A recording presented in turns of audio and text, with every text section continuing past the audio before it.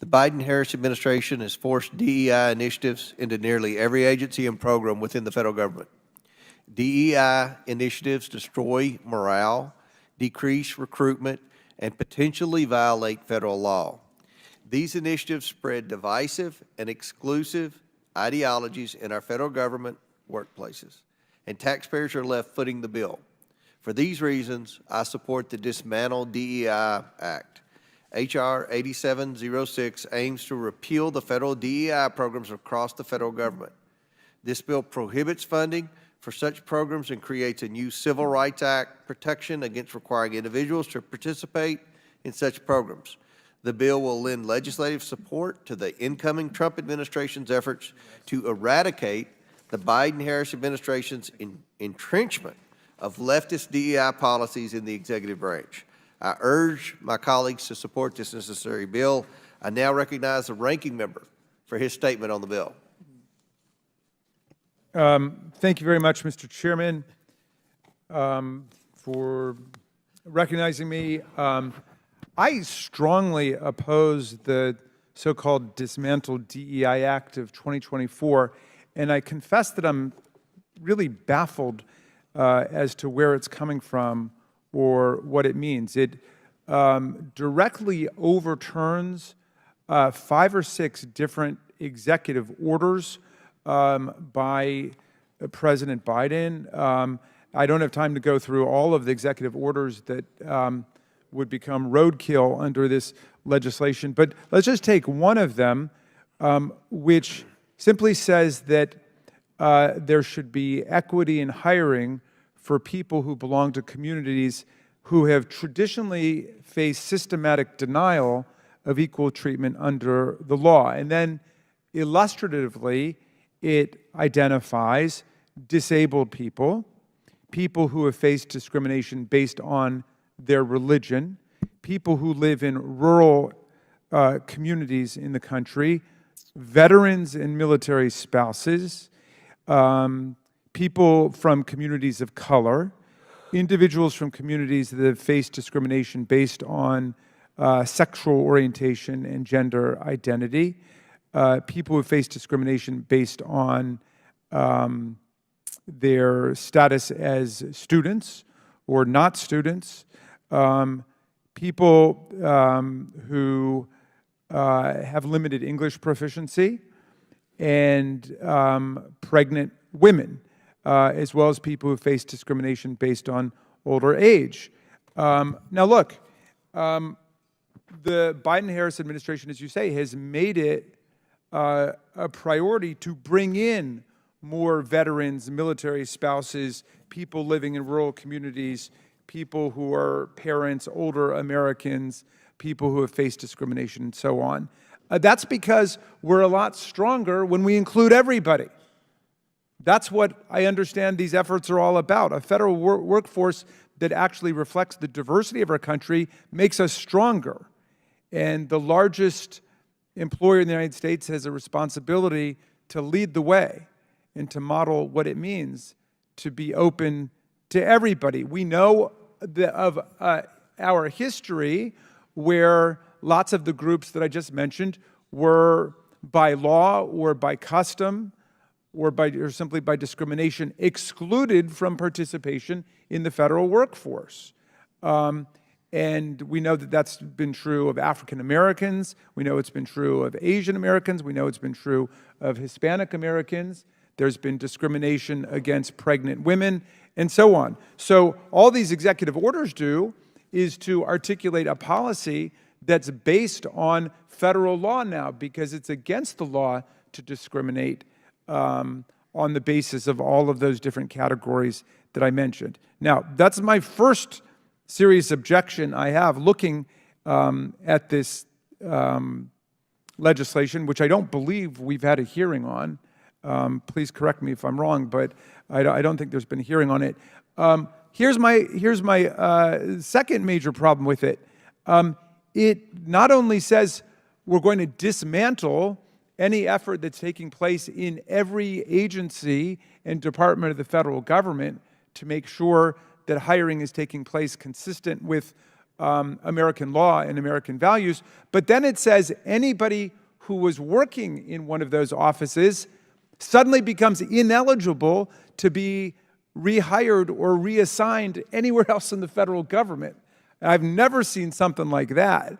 I mean, but, you know, we can have the policy debate about whether or not it's, you know, good to have an HR effort that opens the doors to everybody and consciously tries to do that. But if you decide that you want to do a U-turn on what the Biden-Harris administration has done, I just don't see how you can turn it into a permanent scarlet letter for people who were assigned to those offices or who went to work in those offices to never get a job again in the federal government. I mean, that's remarkable. That comes very close to being a bill of attainder in the Constitution. I know a bill of attainder applies only to affixing a criminal stigma or penalty to someone. This affixes a professional stigma or penalty, a real scarlet letter to somebody who's just been doing their job. They might have been doing a great job at it,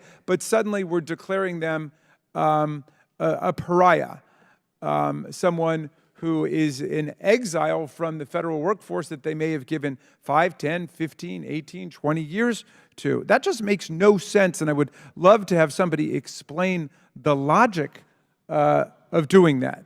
You know, imagine a veteran, say, who's a doctor. I know someone who's a doctor, who then, in the VA, who then goes to work in a diversity office to make sure that the VA is hiring diverse members from the field of veterans in the country. Well, now we're saying we're going to close down your office, we're going to shut down your operation, we're going to send the message that all efforts towards diversity and inclusion stop, and then we're going to say you can't go back to be a doctor at the VA hospital, or you can't get a job even in another agency or department. You can't go work at the transportation department.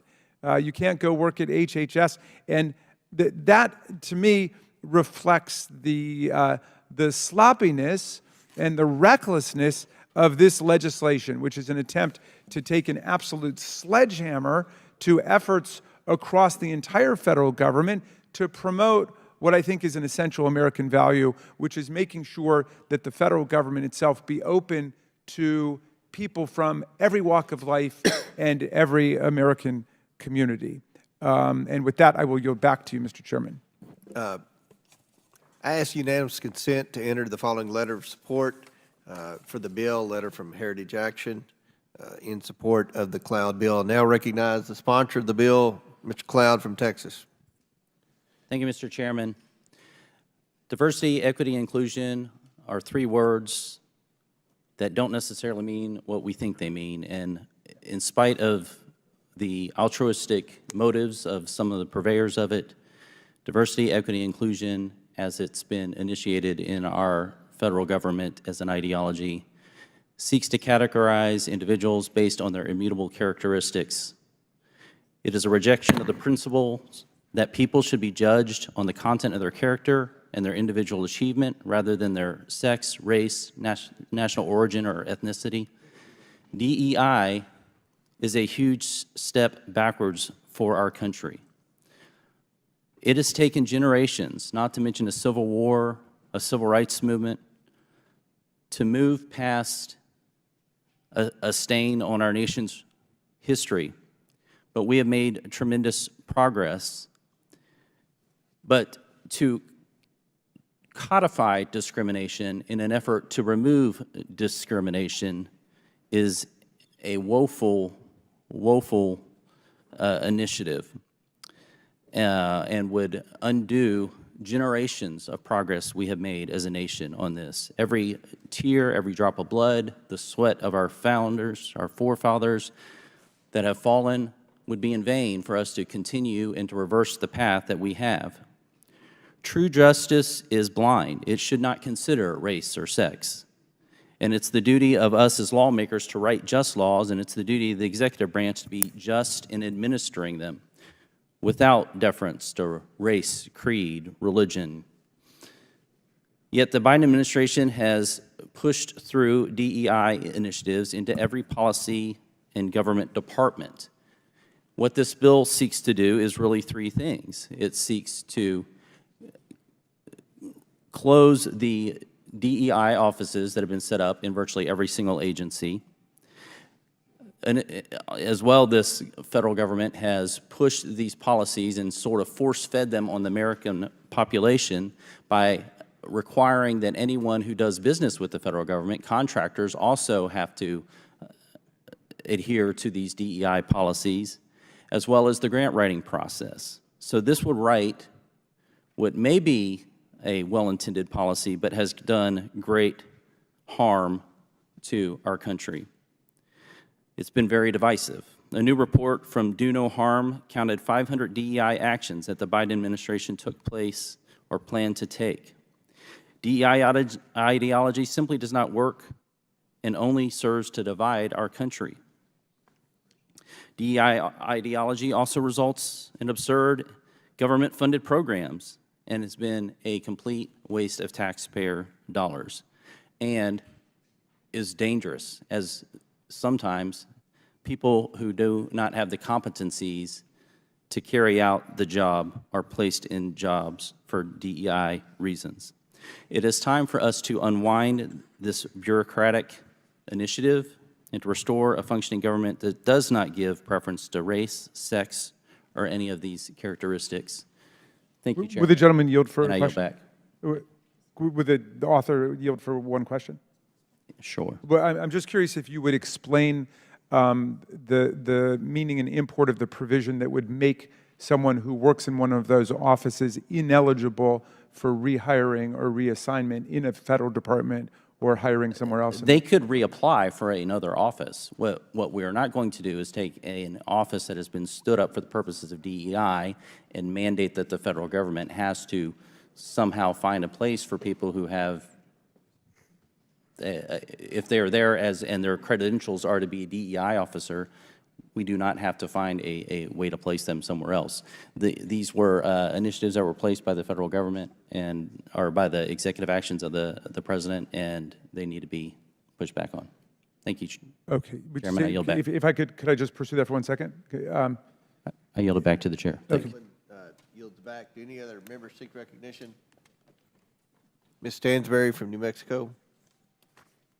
All right. Well, thank you, Mr. Chairman and Ranking Member, and to the gentleman for bringing this bill before this markup here today. I will have an amendment on the bill later on in the debate, but, you know, as I say often in this committee, I'm a former federal employee. I used to work at OMB. One of OMB's jobs is to help manage the federal workforce. They work very closely with OPM, and we deal a lot with, you know, the regulations and the legal system around federal employment. And I really want to emphasize the comments that were made by the ranking member about how unusual this bill is.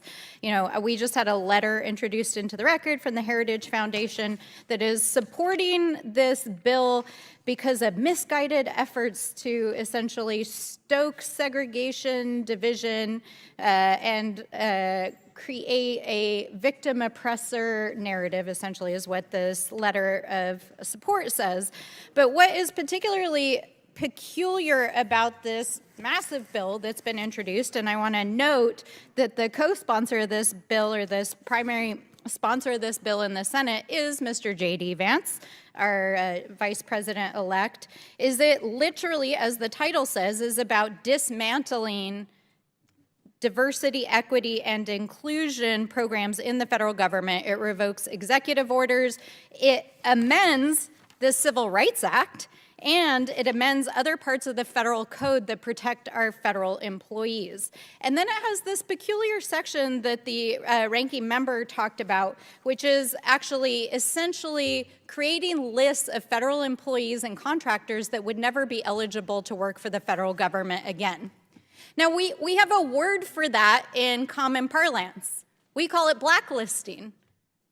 And blacklisting comes from the 1950s, when here in this House of Representatives, there was a Committee on Un-American Affairs that was convened under Joe McCarthy.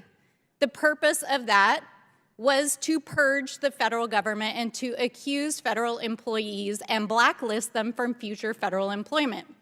So I'd like to say, welcome to the new House Committee on Un-American Affairs and to the new McCarthyism, because we have arrived here today Will the with this gentlelady bill. yield?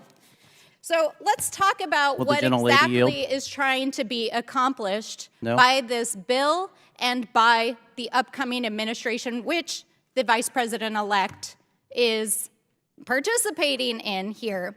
Now, okay, let's take the argument to its logical extension that this is really about making sure that we have qualified individuals inside the federal government. So my question is then, why is the president-elect choosing absolutely unqualified cabinet secretaries to be at the head of every single agencies? We've got now a worldwide wrestling executive who's going to run education. We've got a sexual predator who was about to have a bipartisan report released by the House of Representatives to be our AG. We've got a Fox News commentator who's going to run the military for us. So if my colleagues across the aisle want to talk about qualifications, they want to talk about efficiency, they want to talk about the federal workforce, then let's talk about it, because you're talking about putting into place leadership in these federal agencies who are absolutely unqualified, who are dangerous, and know nothing about the agencies that they're about to be appointed to lead. So this is not about qualifications. This is not about having a qualified federal workforce. This is about laying the ground for the purge that they plan on January 20th and in the days afterwards. And we know that because the very organization for whom the chairman just submitted this letter of support is the Heritage Foundation, who wrote Project 2025, which gave us the blueprint for the purge itself and what they are planning inside every single one of these agencies.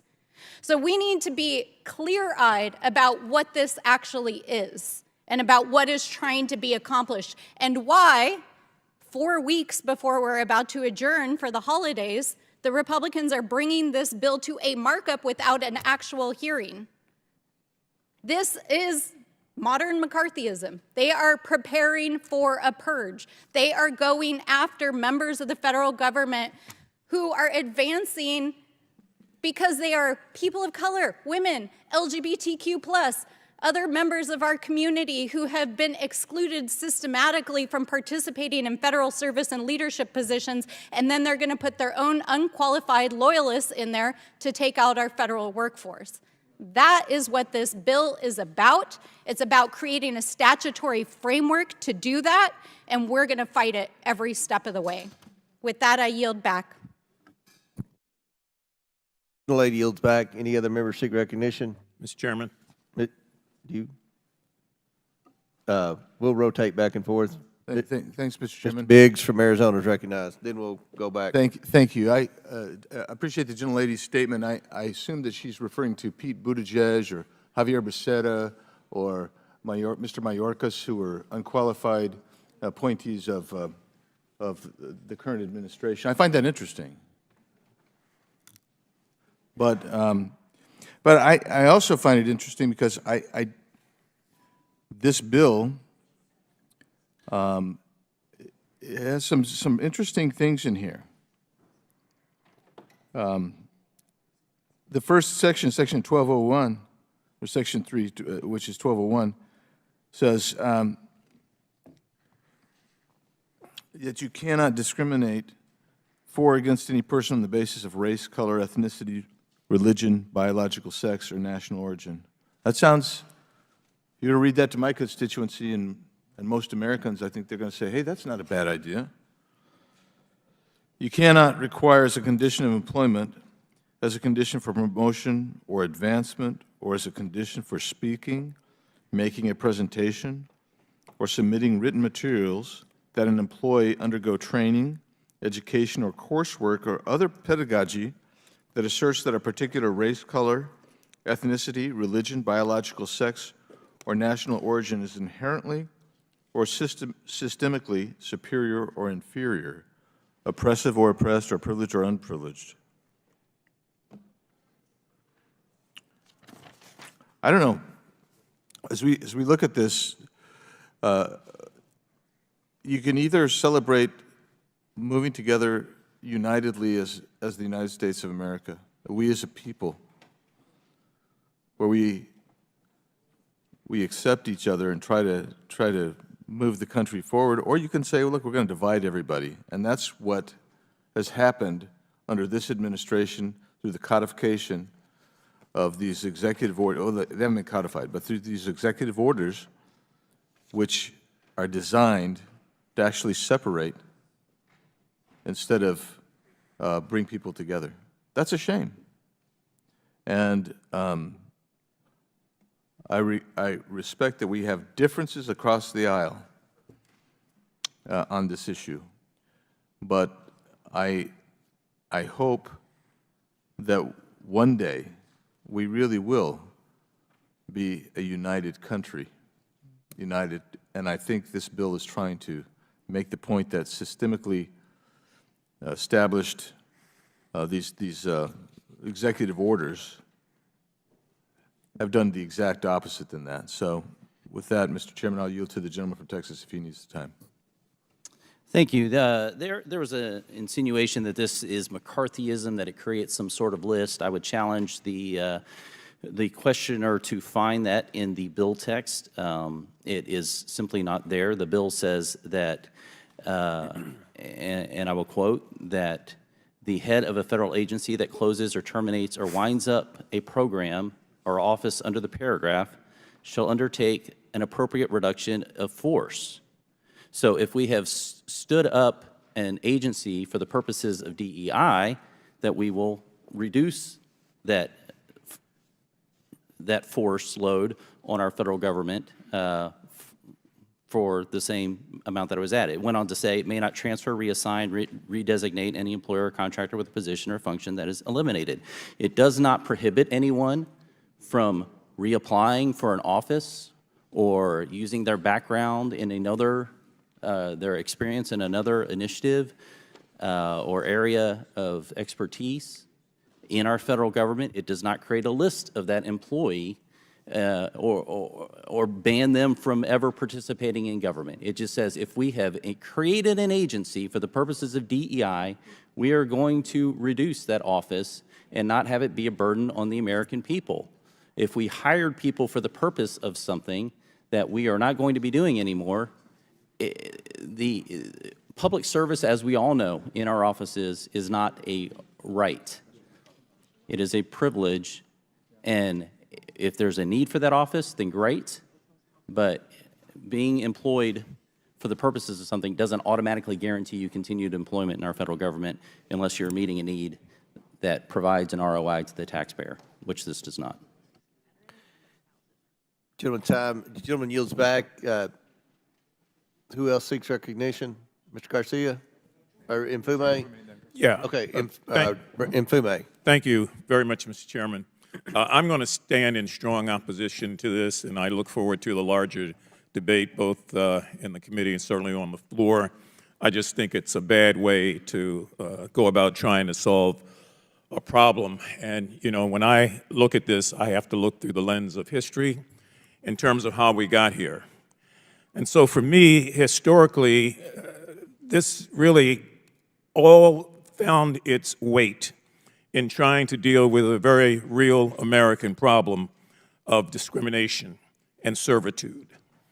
For me, this was about a race of people who had suffered, endured, and survived 2 centuries of slavery, oppression, deprivation, degradation, denial, and disprivilege.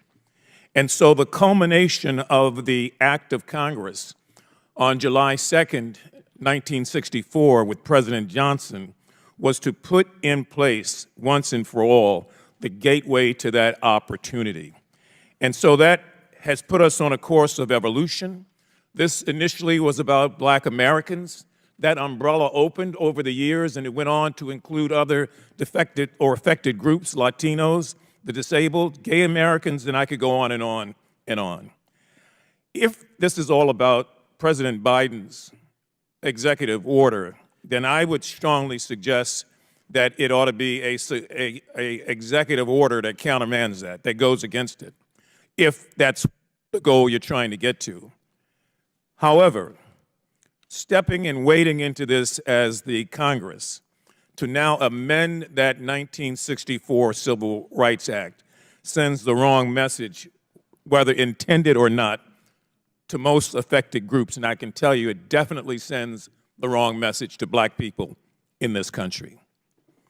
I don't think that this is going to cure a situation that, quite frankly, has yet to be proven to me that it exists. And so if we follow the mandates of Project 2025, and if we are reducing force, threatening federal employees by changing Schedule F requirements, doing other things that put us on a slippery slope, I don't want to be a part of that. I really don't.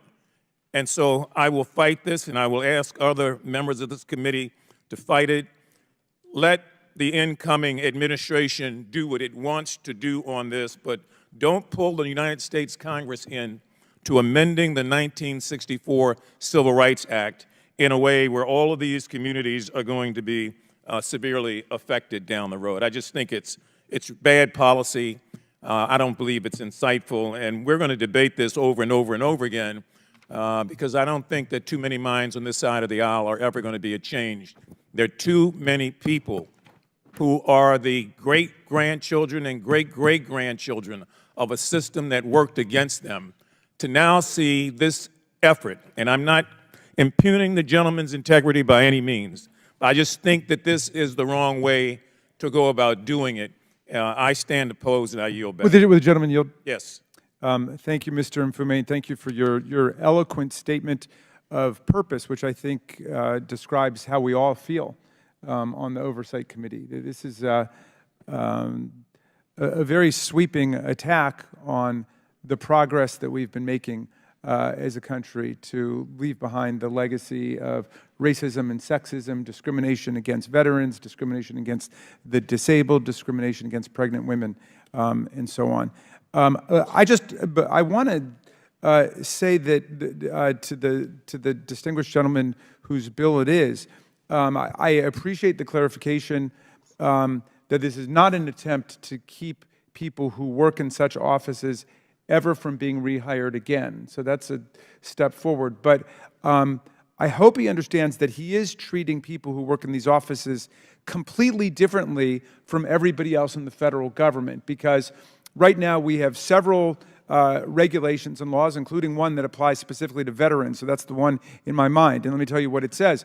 If a veteran's working for the federal government and the office closes that the person is in, then they have the ability to be reassigned to another office if they're qualified for the job, and if obviously the job has got to be legal. You're making jobs like that exist in a DEI office illegal now. So, but if there's another lawful position open, these people would not be able to be reassigned to them or be put into them simply because they had worked on diversity before. And that strikes me as a very radical statement, and I don't know anything like it in the civil service or the personnel law. And thank you for yielding, Mr. Mfume. I yield Thank back. you, and reclaiming my time. Mr. Chairman, I've got 3 unanimous consent requests for submission into the record.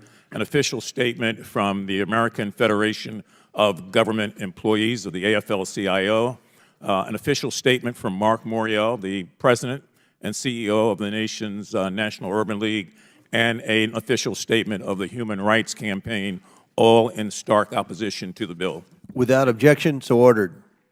Who else seeks recognition on the Mr. bill? Chairman. Is it, who, I can't even remember. Okay, Mr. Garcia. Thank you, Mr. Chairman. I'll get him next. I do agree with the comments that have been said from House Democrats on the committee. I wanted to say a few things. I think we all want our agencies to serve the American people as efficiently as possible. We want to make sure that our federal employees are the most qualified and dedicated people to our country and our government. When I was mayor of Long Beach for the last 8 years, I had a workforce of about 6,000 people, including an incredible police department, firefighters, an efficient port. And one thing that I'll tell you that folks in my community value about working in our city was that they were working with diverse personalities, diverse people, folks that they learned from, that they made their work better, and vice versa. And so we know that inclusive workplaces actually also retain and are ways to recruit top talent. And so this type of actions and this bill does exactly the opposite of that. And in fact, I believe we will recruit less qualified individuals when you start removing incentives for diversity and for creativity in the workplace. And clearly this bill has nothing to do with good government. There's no common sense. And unfortunately, it's about purging, in my opinion, Donald Trump's enemies. Now, if the majority wants to make sure that our government runs more efficiently, they should start, and certainly the president-elect should start by actually appointing qualified people to run these government agencies. I mean, the nominee so far has been quite embarrassing as we've heard them from the president-elect. I mean, you have a Fox News personality for defense secretary. You have RFK Jr., who doesn't believe in vaccines, for Health and Human Services. You have Tulsi Gabbard, who has praised dictators and essentially, in my opinion, is a Russian propagandist for our intelligence services. You have Matt Gaetz, who has been accused credibly of sexual misconduct and a bunch of other horrific actions. These are the people, by the way, who the incoming administration would actually bypass security clearances, FBI tests, yet many of these same managers that are in these current agencies are required to take those same exact tests and exams.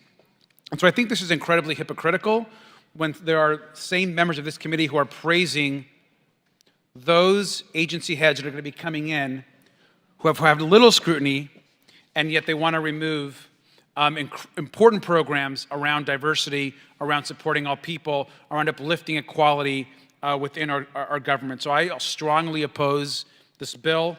I think this is moving us completely backwards and quite frankly violates a lot of the progress that we've made in the civil rights era. And so with that, Mr. Chairman and our ranking member, I yield back. Chair now recognizes Mr. Higgins from Louisiana. Thank you, Mr. Chairman. To my colleagues on both sides of the aisle, I'm an original co-sponsor of this bill, and I've noted some of the comments here, and I believe we should take a step back and ask ourselves, you know, what do we seek in our republic regarding individual rights, liberties, and freedoms? And do you believe in those core tenets of our republic or not? We have an opportunity before us with this bill to push back against it. The ranking member mentioned a sweeping attack. Yes, this is what we have suffered. We have suffered as a nation, a sweeping attack against equality. That's exactly what we're fighting against. Another colleague mentioned oppression and degradation. It's exactly what we're pushing back against. This is a bill that eliminates government-sponsored oppression of individual rights, liberties, and freedoms in the land of the free. Freedom of opportunity, not result. And reflected upon the gentleman's comments of our former colleague, former Representative Gaetz, he's not here to defend himself. So let me speak on his behalf for all Americans accused of any crime at any level. I refer you again to our Constitution. Every American has the right to be recognized as innocent until proven guilty. Representative Gaetz has certainly demonstrated that he is a brilliant litigator. He's represented the interests of his district, and his own principles will sometimes vary from mine. He and I have very different opinions about some things. He's a highly qualified and brilliant man. And to attack him with accusations by name in this committee is wrong. The man's not here to defend himself. So I support the bill, Mr. Chairman. It is quite simply a strong response to the oppression of our individual rights, liberties and freedoms as Americans, regardless of color or creed or political affiliation or where you stand upon the economic strata, what your background is or your heritage. All of us should be counted as Americans equal as we move forward through the course of our life on our journey, and we should not face obstructions that are baked into our government bureaucracies that exclude citizens strictly based upon their color, their heritage, their creed. This removes those oppressions. Mr. Chairman, I yield to you, good sir, the balance of my time. Yes, sir. Yield to the gentleman from Texas. Yeah, first of all, I want to thank you, Mr. Nfume, for not, for realizing we can have different views with the same goal and have altruistic motives on both sides. I just want to thank you. I appreciate that. Our founding documents talked about having a nation where we recognize that all people were created equal. Martin Luther King talked about that being a promissory note because, as we know, that had not always been the case and has not always been the case in our country. And it took too long and has taken too long for us to get where we need to go. But he also said that we shouldn't use the results of segregation, and I think we could also say discrimination, as the justification for future segregation or discrimination. That's what this bill seeks to do.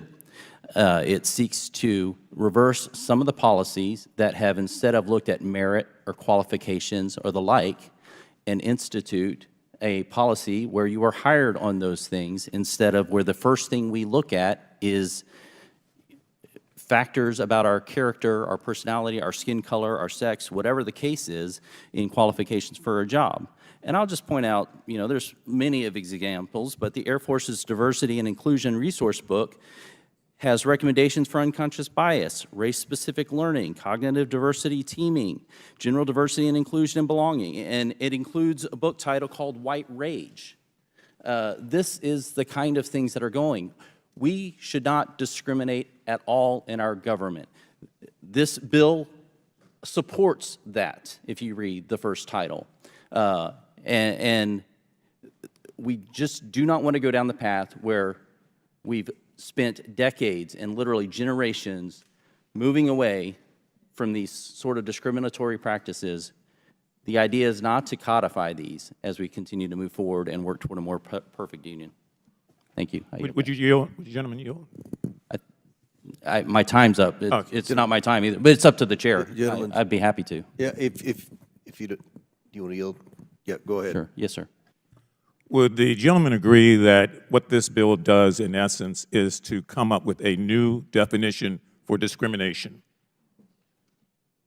I do not agree. Well, then if we use the old definition, the bill is way out of line, in my opinion. And the notion about government-sponsored oppression, which my colleague from Louisiana talked about, for me, government-sponsored oppression was the Black Codes.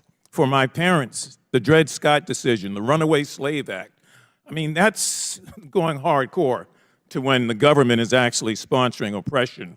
But if we're talking about doing away with diversification initiatives, this is an axe. This is not a knife.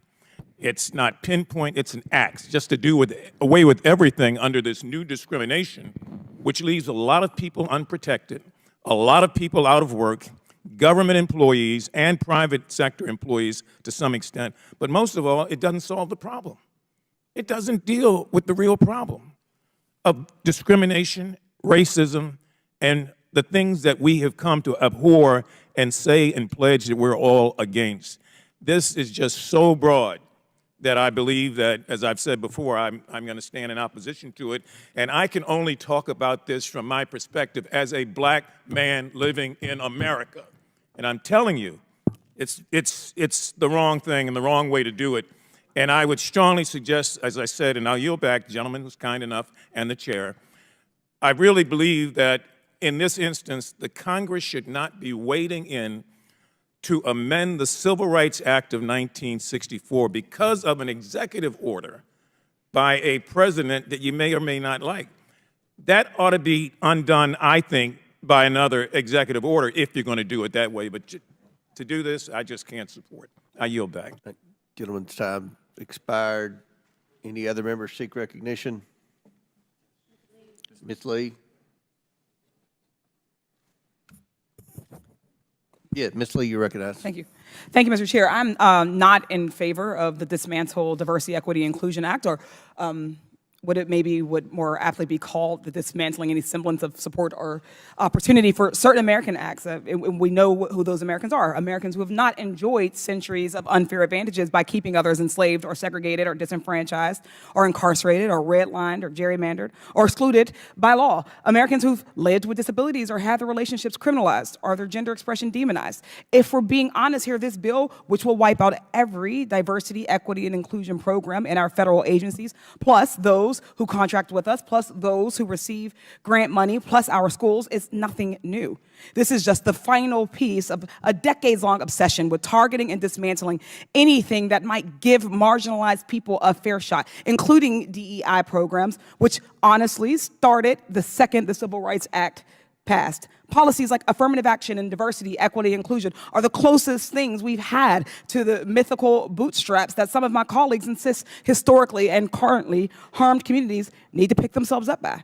After centuries of efforts to keep us out of schools and universities, from jobs and elected office, Republicans targeting these policies are no accident. Why do predominantly conservative white men believe that the success of a black person or the opportunity or access of a black person is an existential threat to them? DEI is not given any unfair advantage that society itself does not already confer on certain Americans. It merely exists to ensure that all other people, that women, minoritized folks, queer folks, disabled folks, have the same opportunities to succeed and thrive in our workforce and our schools as people who have not had those opportunities systematically and legally stripped from them do. Is our country not greater when all of us have opportunities to succeed and contribute and survive? Our success and our survival as a nation is bound together. Diversity, equity, and inclusion programs only exist to band-aid over decades, hell, centuries of discrimination against people's skin color, their religion, disabilities, gender, or sexual orientations, you name it. Contrary to Republican conjecture, remedying past discrimination is not, in turn, a discrimination. And we're not going to sit here and pretend racism is over just because one black person on the Supreme Court agreed that it should be.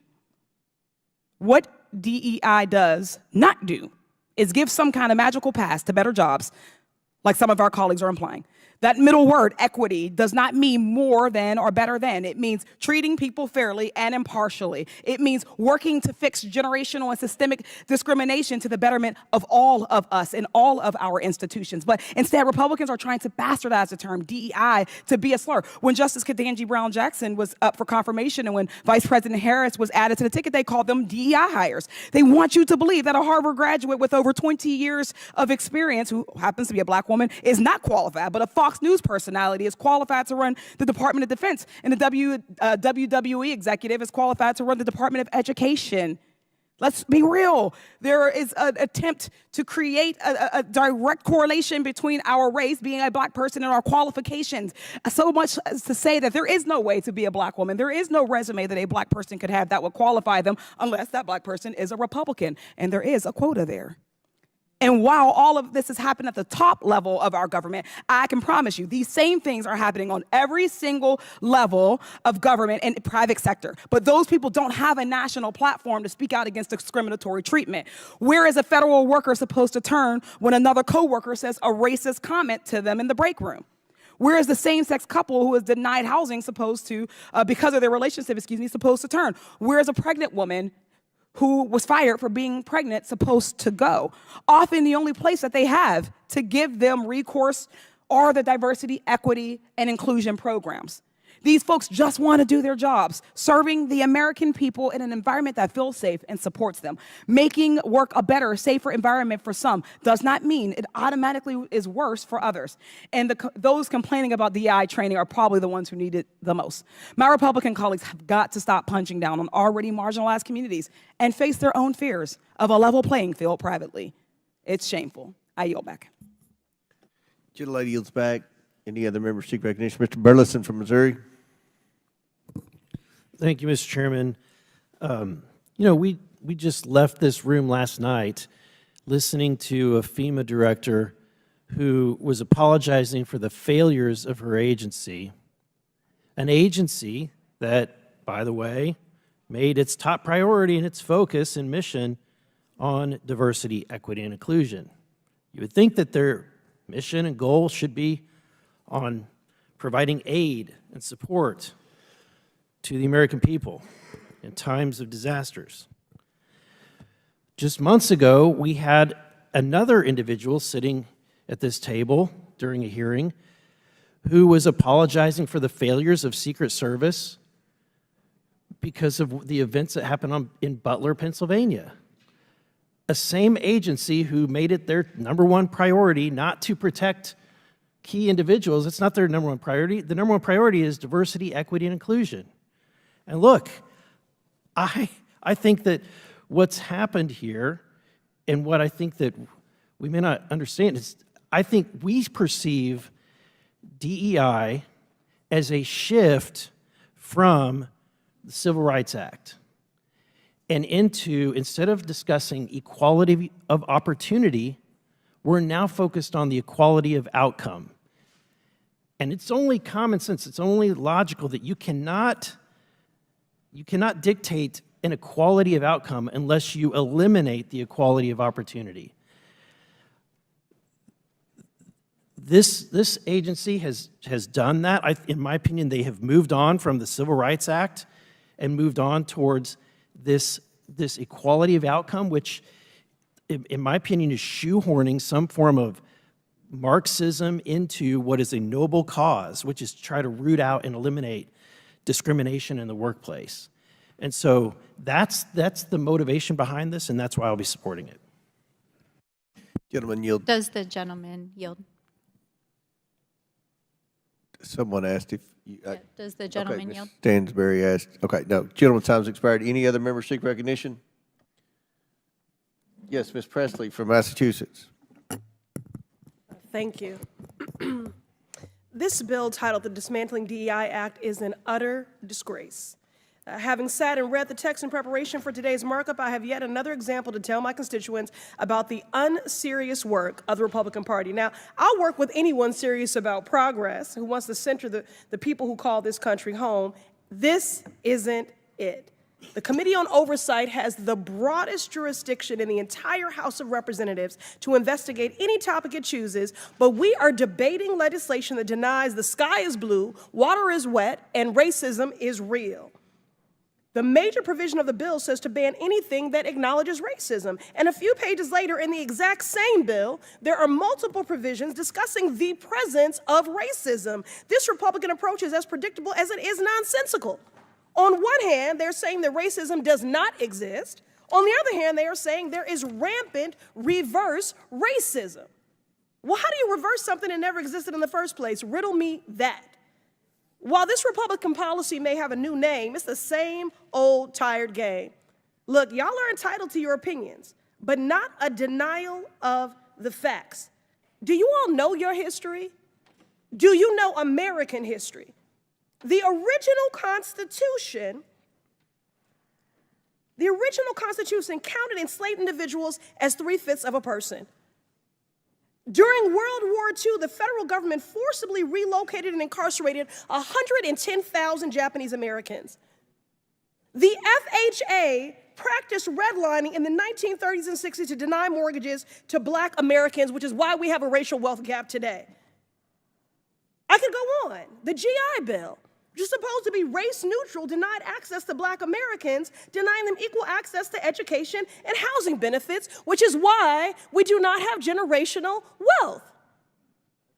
Don't talk to me about merit when those Black servicemen fought for our freedoms. And I'd also just like to take a personal note of privilege to say, please keep Dr. Martin Luther King Jr.'s name out of your mouths. Yes. Your perversion of his words and his mission when his children have asked you to stop invoking his name and perverting his work when he was a proud and unapologetic black man fighting for equality for black Americans and all marginalized people. So you all are entitled to your opinions, but not a denial of the facts. But I'm not surprised that you would deny American history. What I am, though, is committed.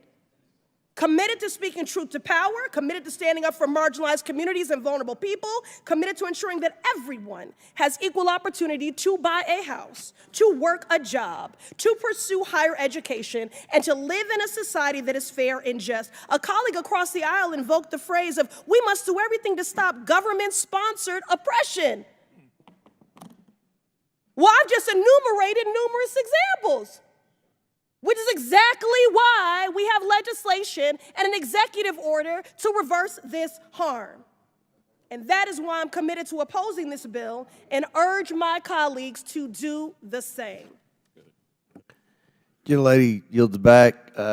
We'll go back. We'll rotate sides. Chair recognizes Mr. Perry from Pennsylvania, then we'll recognize Talib after that. Thank you, Mr. Chairman. I yield my time, such time as he may consume, to the gentleman from Louisiana, Mr. Higgins. I Chair thank my recognizes Mr. colleague, and I appreciate my Democrat colleague for exemplifying exactly the kind of oppression of freedoms that we're referencing. How about we'll quote whoever we want to quote? How about that's my First Amendment right? That's exactly the kind of baked-in oppression. Like, how dare a white Republican quote Martin Luther King? We actually had a congressman say that just now in this committee. Well, thank you, good lady, for once again exemplifying the type of oppression that we stand against. You know I'm right. You know I'm right. Order. Mr. Higgins has the floor. And we will quote who we please to quote. A disgrace. And we will continue to speak freely because now I'm a veteran. That's the country that I serve. That's the Constitution I swore an allegiance to. And that oath has no expiration date.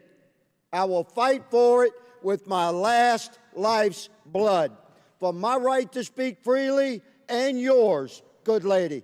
You will never hear me saying, how dare you quote anybody you please to quote. And that exemplifies, America, precisely the type of institutional oppression that my colleague, Mr. Cloud's bill, for which I'm an original co-sponsor, hopes to push back against. But Mr. I Higgins, yield have my you read time. your own This bill? time has been Have yielded you to read me. your own bill? No, Because it no, is trying to Mr. Perry. regulate Lady. speech. It is actually Hey, Ms. regulating Stansberry, you're out of order. Ms. I yield Stansberry, back you're to out of Mr. order. Perry. It's Mr. Perry's time. Chair recognizes Mr. Perry. Thank you, Mr. Chairman. I yield the balance of the time to the gentleman from Texas, Mr. Cloud. Mr. Cloud. Thank you, Mr. Perry. I'll just say, I think this is what makes progress hard on this front. The idea that we can't have a conversation on government policies that have been put in place. My intent, in my opening remarks, I acknowledged many of the things that have been talked about, the stain on our nation's history that we have in some ways moved past, but there will continue to be work to be done. It's sad and sickening that in a fallen world, in a nation as diverse as ours, and we are one of the most diverse nations in the world, there still remain people who cling to old, racist, ignorant ideologies. My concern is that the way this has been implemented into many of the agencies in our federal government, this has been listed as the #1 agenda in agencies that are supposed to be doing other things. Yesterday, Mr. Burleson mentioned FEMA. And one of the things is they're trying to weigh someone's religion and how they give out aid. That's crazy. That kind of stuff shouldn't be happening in the United States of America.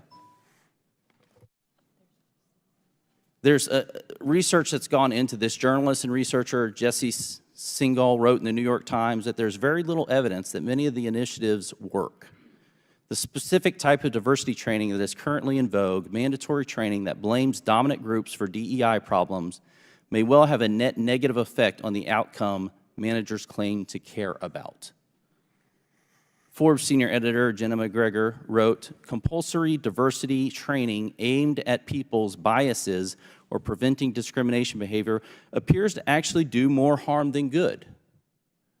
I did not benign the intents or the motivations in these policies, but what we are finding and what businesses are finding now, a number of them have implemented these policies and realizing they're not working.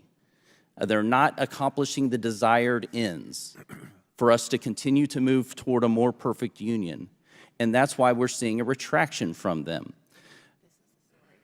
My concern is getting our federal government to a place where race and sexism and all these things are not the first thing we look at in our hiring, in our grant writing, in our contracting.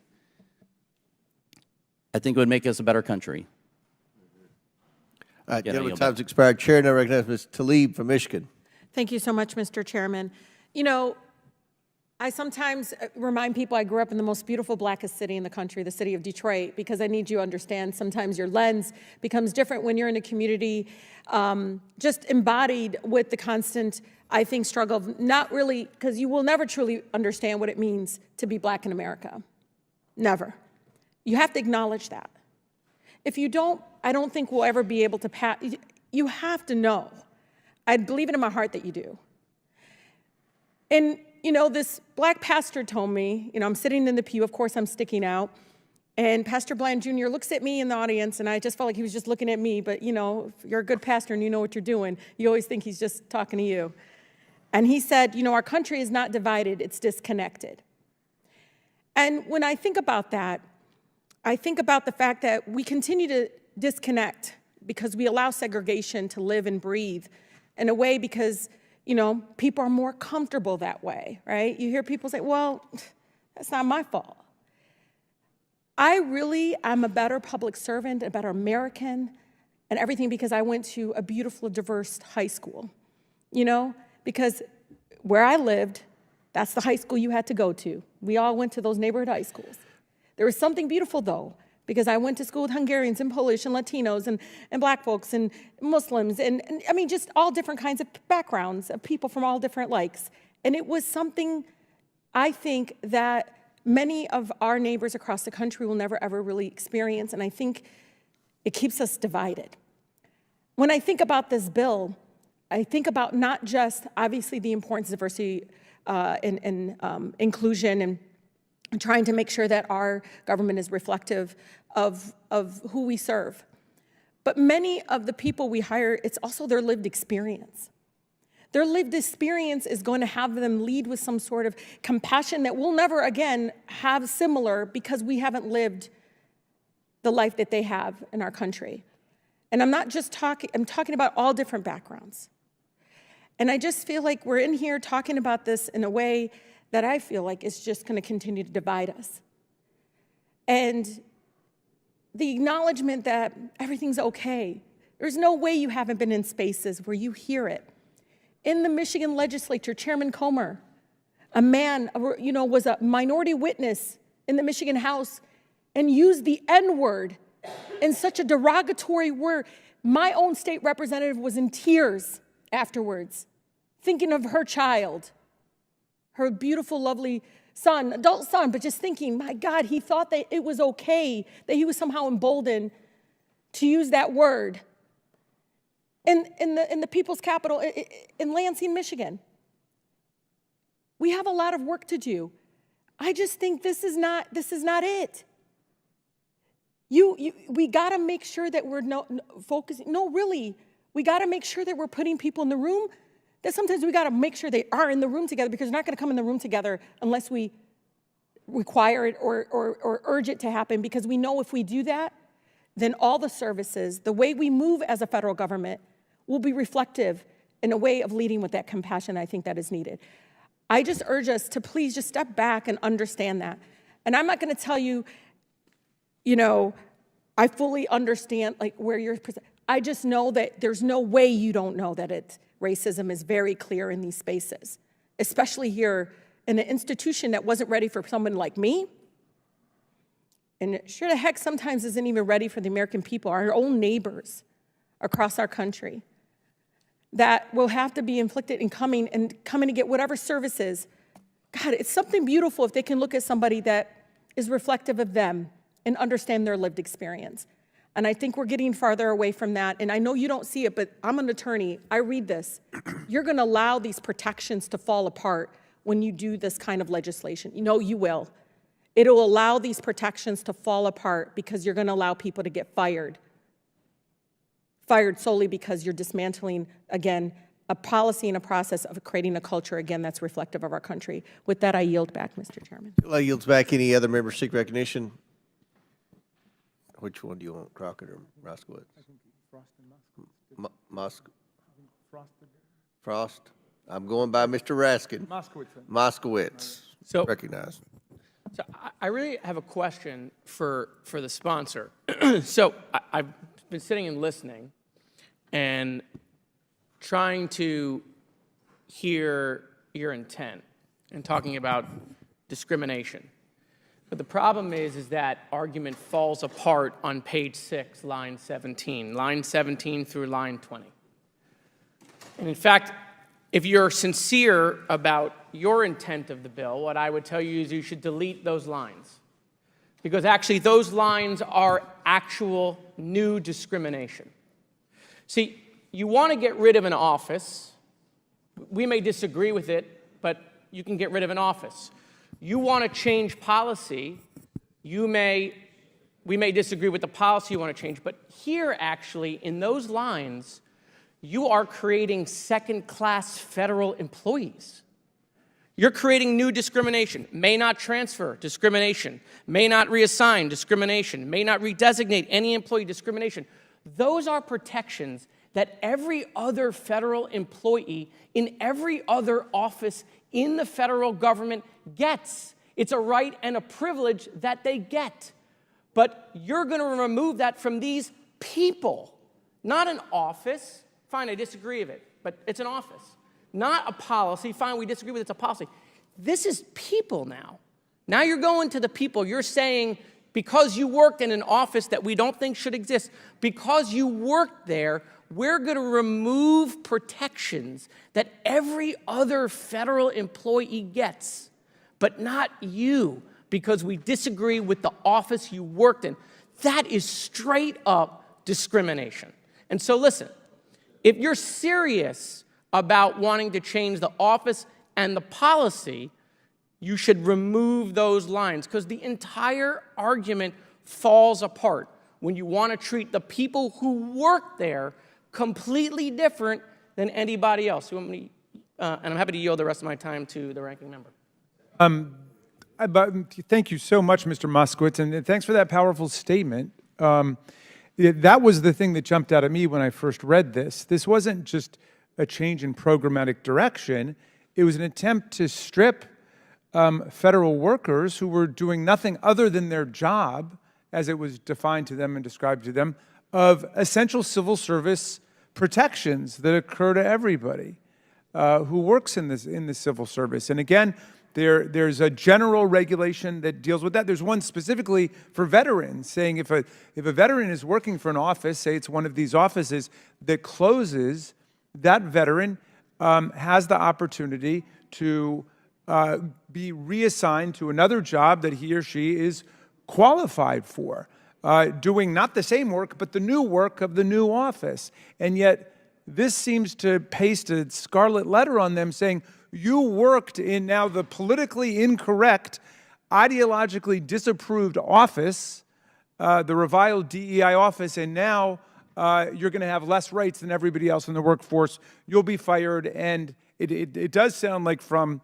the author, at least they could reapply. I think it would clearly violate equal protection in the First Amendment for them not even to be allowed to reapply. But why would we set up a two-tier system where there are people who work in the federal government and then people who worked in the federal government for DEI? And it does, I think, cast a pall over the whole legislation, which obviously is touching, a lot of nerves. And, Mr. Cloud, I respect, the spirit with which you offer this legislation, and I respect the fact that you are not in denial of what so many of our members want to point out, which is that our history is one that begins, of course, with slavery and the denial of rights of African Americans. In the Dred Scott decision, Chief Justice Taney, unfortunately of Maryland, said that the African American has no rights that the white man is bound to respect.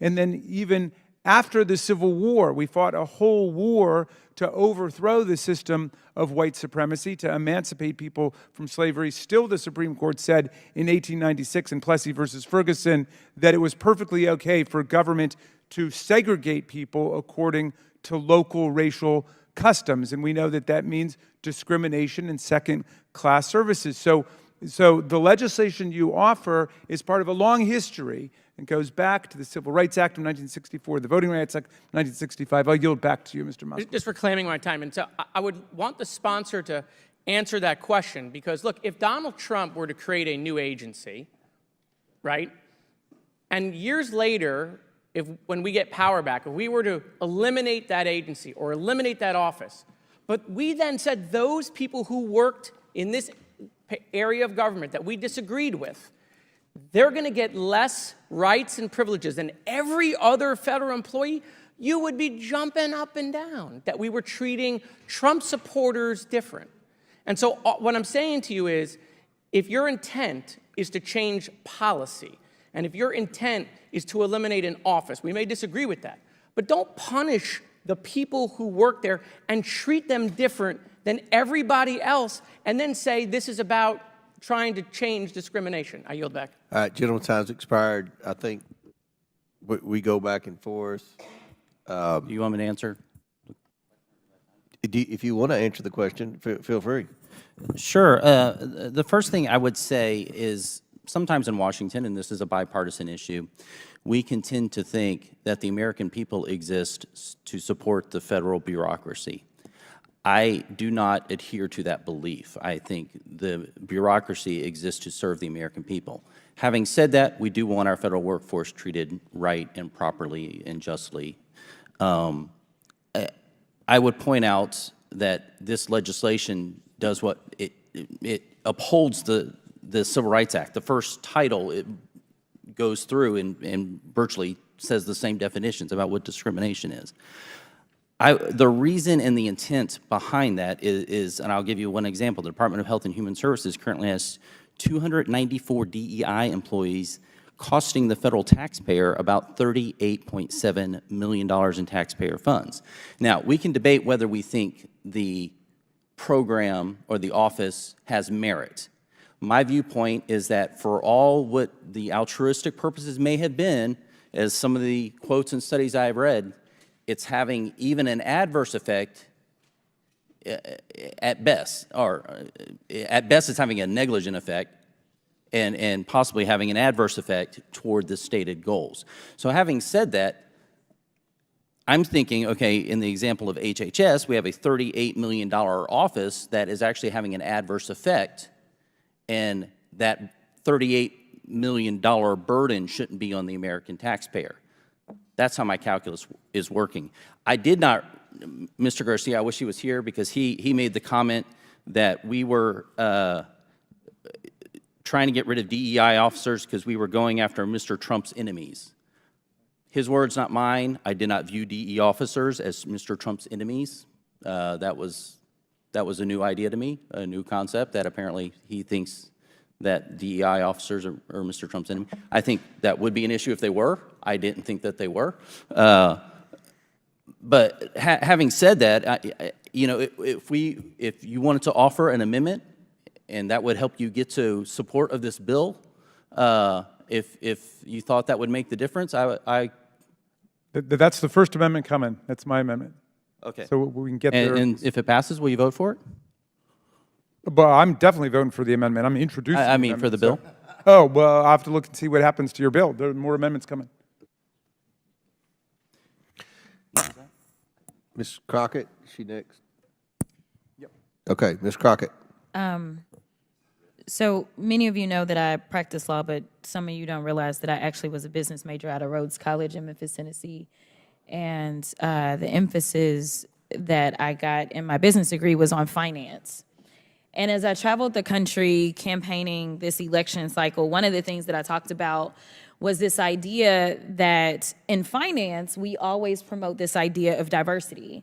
If you know anything about a portfolio, the one thing that you want to do is make sure that it's as diverse as possible, because at times certain stocks will perform better than others, and they will exemplify various strengths and weaknesses. And together, a diverse portfolio is usually what any good finance person would promote. They wouldn't promote that you solely invest in vanilla wafers, believing that that is going to be the strongest portfolio, but instead they may want to add some chocolate cake and some Twinkies into the mix to make sure that we have the best portfolio, because there will be different preferences by different people, and again, there will be different strengths. But as I sit here and I think about what we say and what I'm hearing as it relates to diversity when it comes to anything outside of making money, and to be clear, we are losing GDP every time we try to push back on this idea of diversity, because all of us bring something different to the table. But you consistently said over and over the word oppression, and every time that you said it, it was almost as if I was hearing nails on a chalkboard, because it seems like you don't understand the definition of oppression, and I'd ask you to just refer to Google to help you out. Oppression is the prolonged, cruel, or unjust treatment or control. That is the definition of oppression. And so as I sit here as a black woman who practiced civil rights, let me tell you, the reason that my colleagues wanted to make sure you understood the same black history that your side of the aisle wants to delete out of classrooms is because you can then misuse words like oppression. There has been no oppression for the white man in this country. You tell me which white men were dragged out of their homes. You tell me which one of them got dragged all the way across an ocean and told that you are going to go and work. We are going to steal your wives. We are going to rape your wives. That didn't happen. That is oppression. We didn't ask to be here. We're not the same migrants that y'all constantly come up against. We didn't run away from home. We were stolen. So yeah, we are going to sit here and be offended when you want to sit here and act like, and don't let it escape you that it is white men on this side of the aisle telling us, people of color on this side of the aisle, that y'all are the ones being oppressed, that y'all are the ones that are being harmed. That's not the definition of oppression. You tell me the prolonged, cruel, or unjust treatment that you've had, and we can have a conversation. You could start with Exodus. The final thing that I will say on this particular issue, two things. There is an article from The Guardian, and it is a little old. It's from 2021, so I apologize. But it said that back then, just 3 years ago, white men represent 30% of the population, but 62% of office holders. These are the issues that we are constantly looking at and recognizing and trying to say, is this just? I can't even tell you how many white men have served in this chamber, but I can tell you that I am only the 55th black woman to be elected to Congress. And so when you want to talk about history and pretend as if it was so long ago, it wasn't. Because again, I am just number 55. Finally, when we start to talk about what do these numbers do, as we're trying to say the diversity, equity, and inclusion is the problem, the reality is that when it comes to financial performance, companies with more diverse workforces are more likely to outperform their competitors. Companies in the top quartile for racial diversity are 35% more likely to outperform their peers on profitability. Companies with diverse executive teams are 25% more likely to generate greater profits. Diverse companies earn 2.5 times higher cash flow per employee. Diversity works. And until you can show me data that says otherwise, I think that we need to go back to being a country that listens to experts and gets out of our feelings and recognizes, again, that racism is real in this country, and until we stop pretending that it's not, we will not solve the problems that we are consistently facing, and that will bring real unity that we seek when we're looking for a more perfect union. Does any other member seek recognition? Seeing not, or do you, okay. Seeing not, what are we doing? For what purpose does the ranking member seek recognition? I have an amendment at the desk, Mr. Chairman. Reserve a point of order. State your point. I'll reserve a point of order. Oh, okay, yes.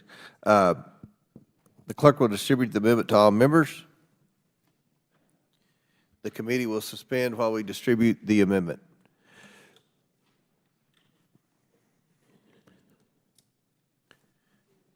How many amendments do y'all have? Is this it? I think there might be 5 or 6. Let me find out. Okay. Like 5.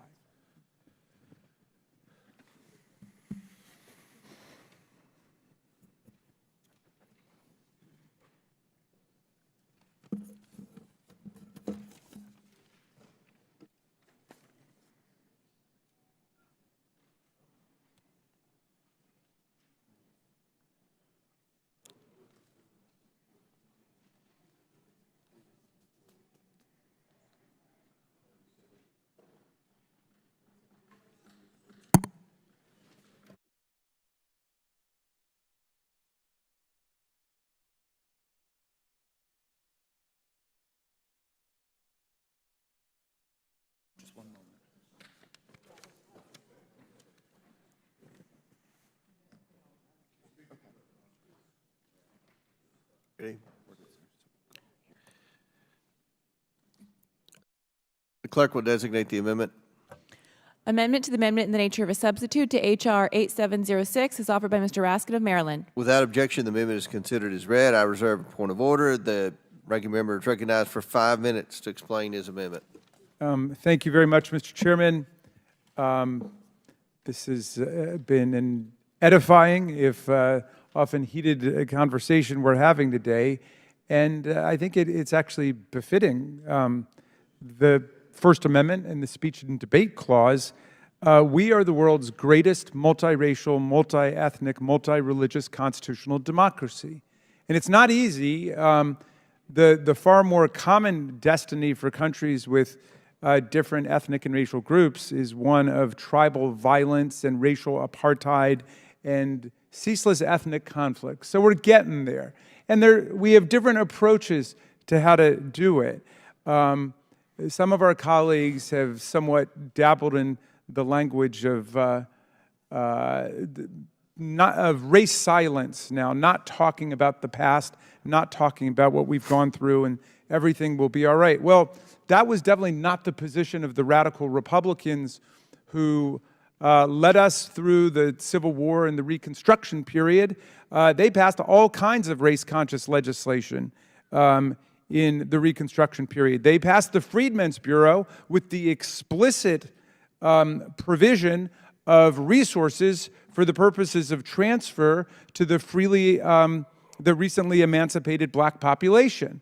The radical Republicans led Congress in passing legislation to establish schools for black people, not integrated schools, but schools for black children, explicitly race-conscious, because they understood that the meaning of the 14th Amendment and equal protection and the Reconstruction legislation was not just to create some sterile notion of colorblindness, which was not in the 14th Amendment or any of the debates about it. It was to actually help people get up after centuries of oppression, as my colleagues have described it, after centuries of violence and dispossession and legalized slavery and subjugation and control. So we have a difference now, I think, substantively about whether it's best to deliberately and consciously open government up, and not just to black people and Latino people, but open it up to other people who've been traditionally left out, including veterans, including people in rural areas. Your legislation would overturn all the executive orders that deliberately try to get the government just to think about getting applicants in the door who come from traditionally disfavored and discriminated against communities. But we understand, all right, we've got an honest difference of opinion about that. But I want to go back to what Mr. Moskowitz was saying, which is even if we disagree about the validity or the utility of these programs, and we think that they've been very successful in terms of opening the government up to the whole country and being very effective and productive for America.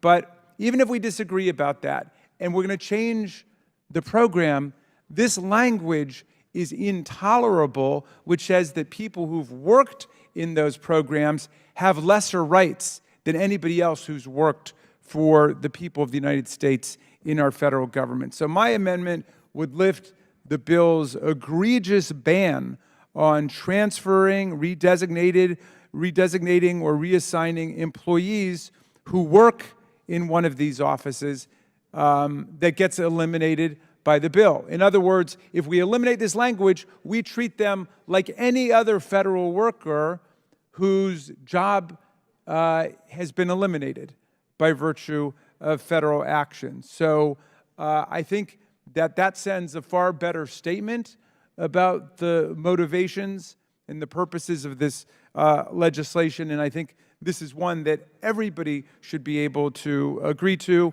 And with that, I submit it to the wisdom of the committee. Mr. Chairman, I yield back. Gentleman yields back.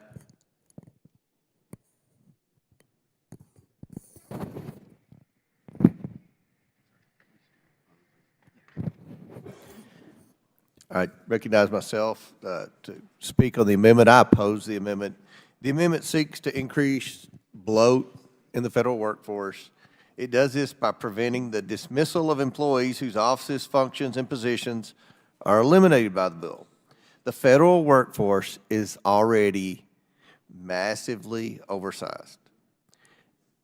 We should be doing everything possible to reduce the size of the federal workforce, not to keep it filled with unnecessary employees as the amendment seeks to do.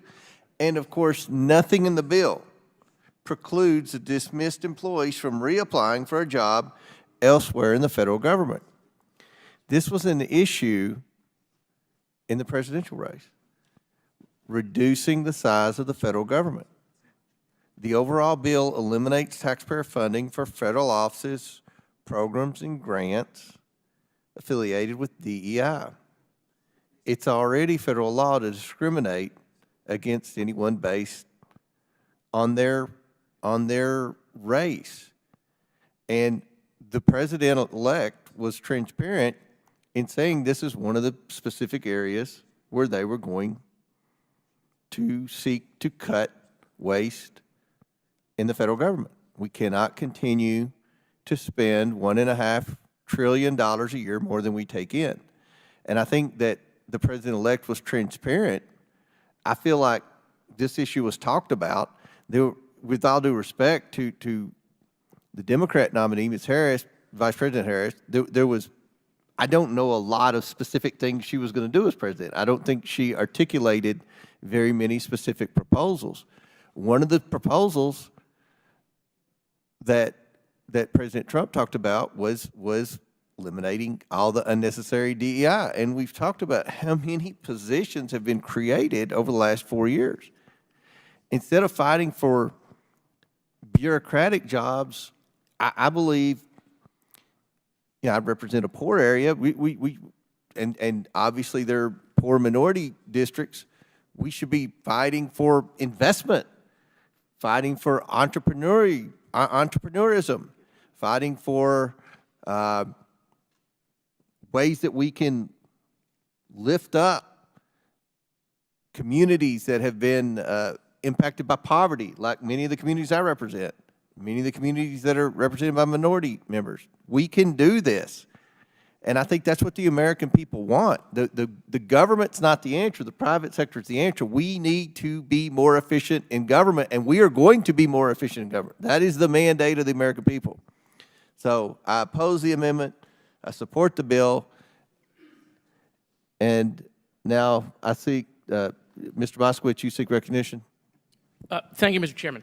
So, listen, I have agreement with my colleagues across the aisle on wanting to shrink bureaucracy, wanting to decrease the size of federal government. That's a valid point. I think DOJ is going to try to do that, right? And you're seeing Democrats come out and support that. Chris Coons did that. Senator Coons did that the other day. What this amendment is saying is it's not allowing the federal government to stay the same size. What we're saying is as you eliminate an office, as you change a policy, if there are jobs available that they can transfer to, just like every other federal employee, then they should be able to do that. What you're doing is that federal employees have certain protections and rights that they get. And what you're saying is the federal employees that worked in this office aren't going to get those rights. All these people aren't going to get to stay, right? They're not all going to get to stay. That's not what this amendment is doing. This amendment isn't saying, okay, yeah, change the policy, eliminate the office, but then let everybody stay somewhere else. That's not what the amendment is doing. What the amendment is doing is saying they have certain protections, certain rights as every other federal employee in every other office. And what you're saying is because you worked there, you're not going to get those protections. I'm telling you, it is very dangerous, and I can guarantee you the favor will be returned, because that's how this place works, right? You didn't like the other day that Trump houses were skipped in FEMA. I agree with you. It was unacceptable. They were specifically given less rights and privileges and available federal help because they supported the president. If Trump creates an office that later gets removed, those people who worked in that office should not get less protection. They shouldn't. But that's what you're now saying. You're now saying where we have political differences and policy differences, if you work in that office of political difference and policy difference, you're not going to be treated like every other federal employee. So it's not about keeping the federal government the same size. Don't mix the message here, because I'm with you on that. But I really think you should take the ranking member's amendment. It really doesn't change your bill. It just doesn't allow a new precedent to be started that we're creating different classes of federal employees. Will the gentleman yield for a brief response? Sure. It's your time, correct? It is. Thank you. I think the gentleman from Florida, Mr. Moskowitz, made valid points earlier. He makes valid points now. And having read the sections and sentence that Mr. Moskowitz has referenced, very specifically on page 6, paragraph 2 says no reassignment. The head of a federal agency that closes, terminates, and winds up a program or office under paragraph 1. Then there's subparagraphs A and B. Subparagraph B says, may not transfer, reassign, or redesignate any employee or contractor with a position or function that is eliminated by operation of this subsection.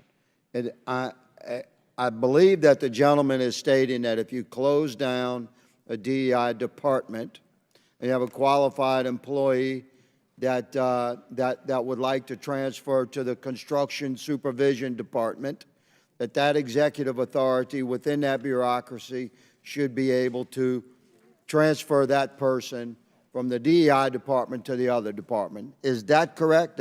If that job were available. If that job was available, yes. That would be a right that every other federal employee would have. I concur with that concept, but the ranking member's amendment is far more broad. So I'm going to oppose the ranking member's amendment because it eliminates the entire section of 101. But if you were to offer an amendment, specifically what we're describing, I would support that amendment. I yield. Everybody yield back. Any other member seek recognition? Mr. Well, we was Moskowitz, now Mr. Cloud. Okay, Ms. Stansberry. All right, thank you so much, Mr. Chairman. I want to rise in support of the amendment and reiterate, but also explicate a little bit on this concept. So, you know, you learn a lot about a bill not only by what it says, but by what it doesn't say. So if the explicit purpose of this bill, like we're just going to take your logical argument here, is to do away with these DEI offices, which you believe are not necessary, which obviously we disagree with on the premise, then why not just be silent about what happens to federal employees that are involved in these offices? But the bill is not silent about them.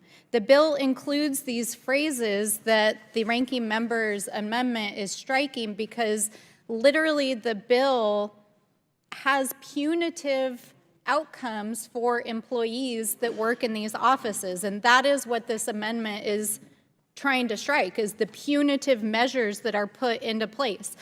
I know that we've already read pieces of this, but one of the sections that it would strike says no reassignment. So the heads of a federal agency that closes, terminates, blah, blah, blah, may not transfer, reassign, or redesignate an employee or contractor. So if this was just like, okay, we're gonna shut these offices down, there's no reason to have punitive language to the employees that would work in these offices. But it doesn't just state it once, it states it twice in the bill.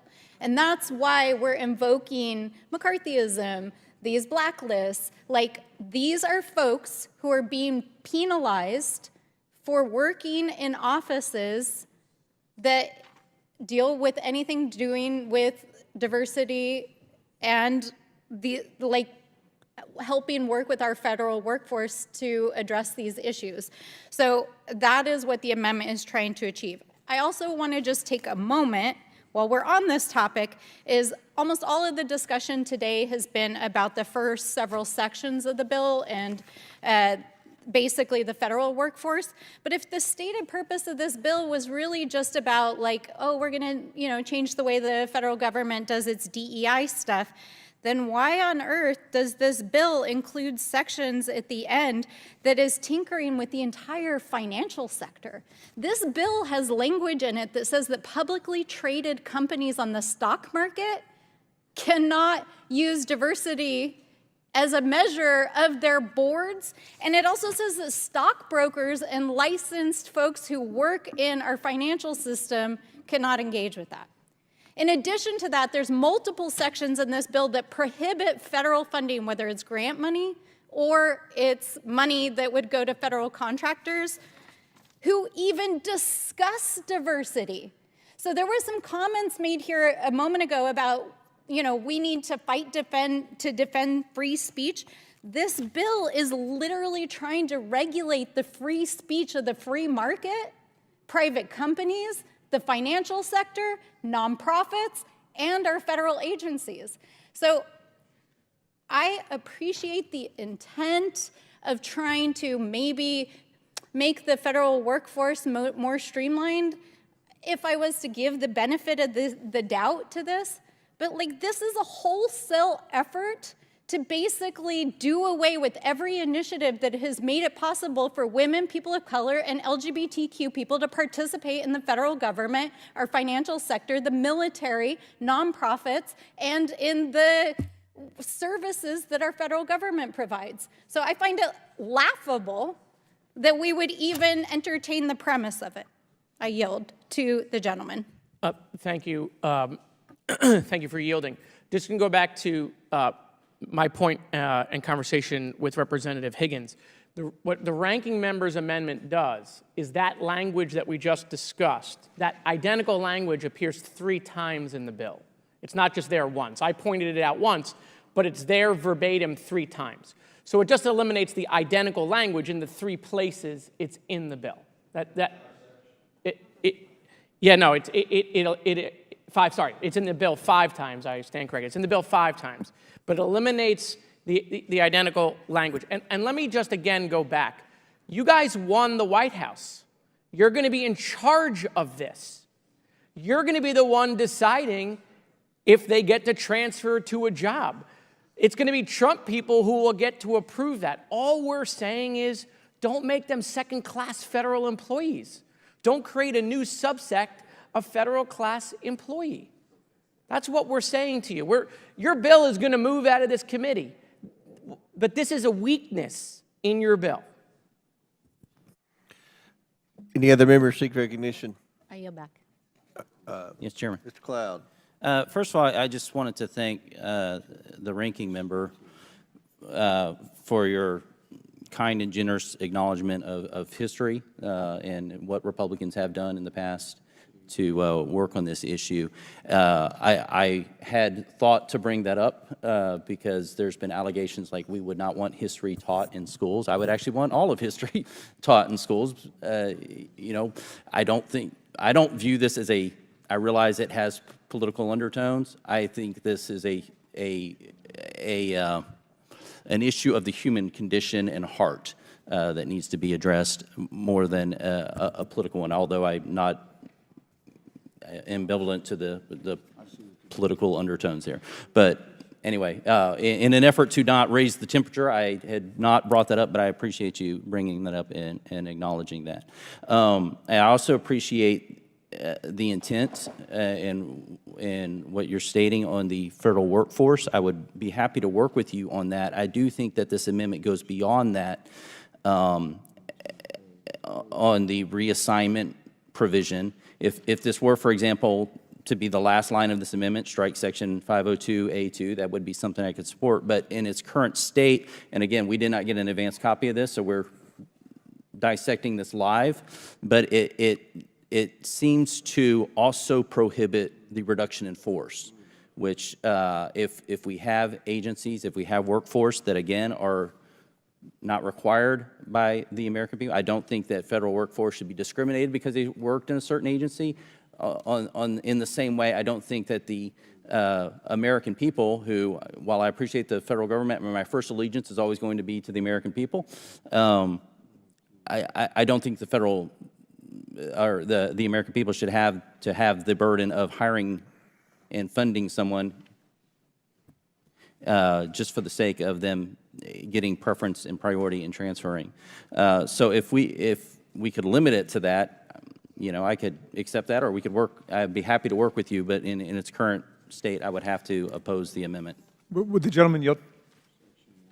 Yes, sir. Yeah, but thank you kindly for the offer. I see what you mean about the language about closing and terminating and undertaking appropriate reduction in force. Of course, if that language is gone, still the whole operative meaning of the bill is to close the program and the office. But you know, that's language that could presumably be, you know, preserved or put someplace else. But what we're talking about is just the impact on federal workers who've done nothing wrong other than their jobs, presumably. If they did something wrong, they could be terminated for those reasons. But those people, they're not guaranteed a job, but they should have the same opportunities as other federal workers potentially to be transferred or reassigned to another lawful purpose. What you're creating here with the legislation is a statement that this is no longer a lawful purpose to be engaged in various activities you've enumerated. So I'm happy to work with you on that. I don't think it's necessary to say that the workforce can be reduced because obviously it will be if the program's closed, but no problem there. Happy to yield back. Any other members seek recognition?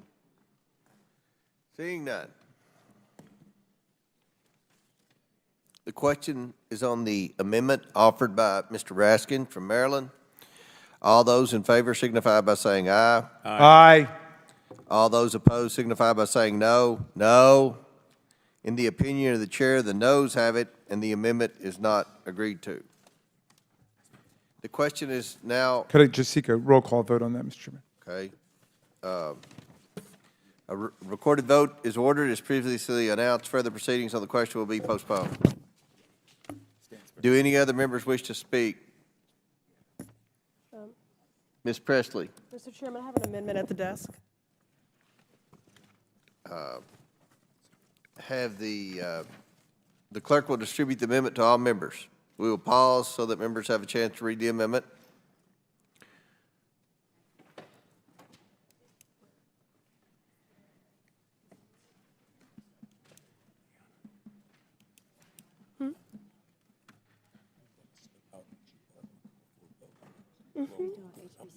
Oh, okay. All right, thank you.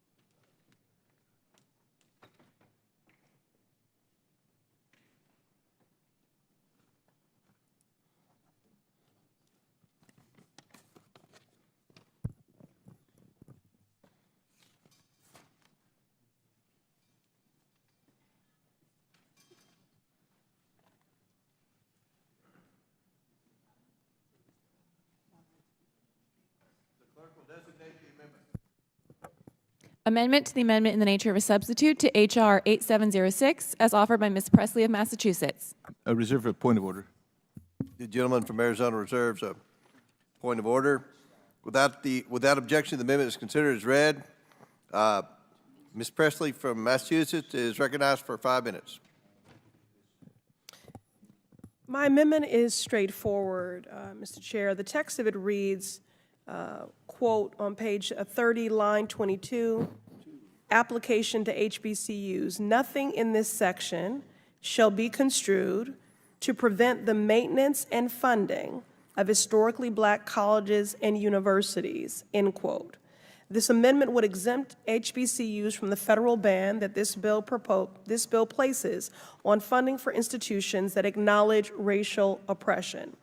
As everyone on this committee can read, this bill prohibits funding for DEI practices, and it defines prohibited DEI practices very broadly, including banning the acknowledgement of racial oppression.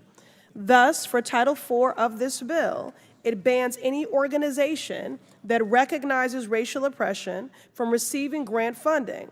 This has a direct impact on our nation's HBCUs. HBCUs were founded to provide higher education opportunities to Black Americans who were denied access due to slavery and segregation and systemic racism. These institutions are pillars of resilience, history, and excellence. Many of our congressional aides, and in fact our congressional colleagues, are graduates from HBCUs. HBCUs enroll and graduate a diverse student population, including first-generation college students and those from low-income families. While they make up only 3% of colleges and universities, they produce nearly 20% of all Black graduates. And they accomplish this feat despite chronic underfunding. This Republican bill, the Dismantle DEI Act, would result in HBCUs being banned from receiving federal grant funding. HBCU professors, researchers, and students would be cut off if this bill passes as it is currently written. That is why my amendment is necessary to protect HBCUs. I'd also like to add that some of the oldest HBCUs are in Cheney and Lincoln in Pennsylvania, Wilberforce in Ohio, and UDC right here in the District of Columbia. Each of them was first created before the Civil War and the Emancipation Proclamation. Further, several of my colleagues on both sides of the aisle have HBCUs in their home states, including Chairman Comer and many of those serving on this committee. There are HBCUs in Alabama, Florida, Georgia, Kentucky, Louisiana, Missouri, North Carolina, Ohio, Pennsylvania, South Carolina, Tennessee, and Texas. All stand to be harmed by this legislation.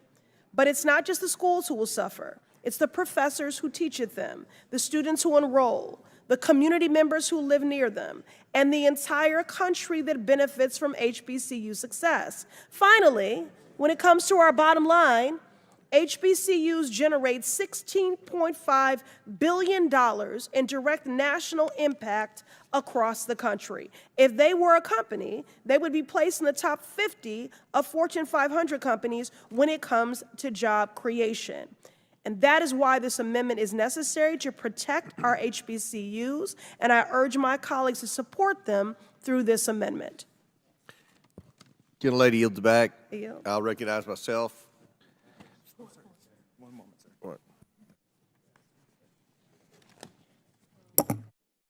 Chair recognizes Mr. Cloud to speak on the amendment. I have no opposition to this, and as a former member of the Ag Committee, have supported funding for this, and so I do not see an issue with this amendment. All right. Any other members seek recognition? Support it.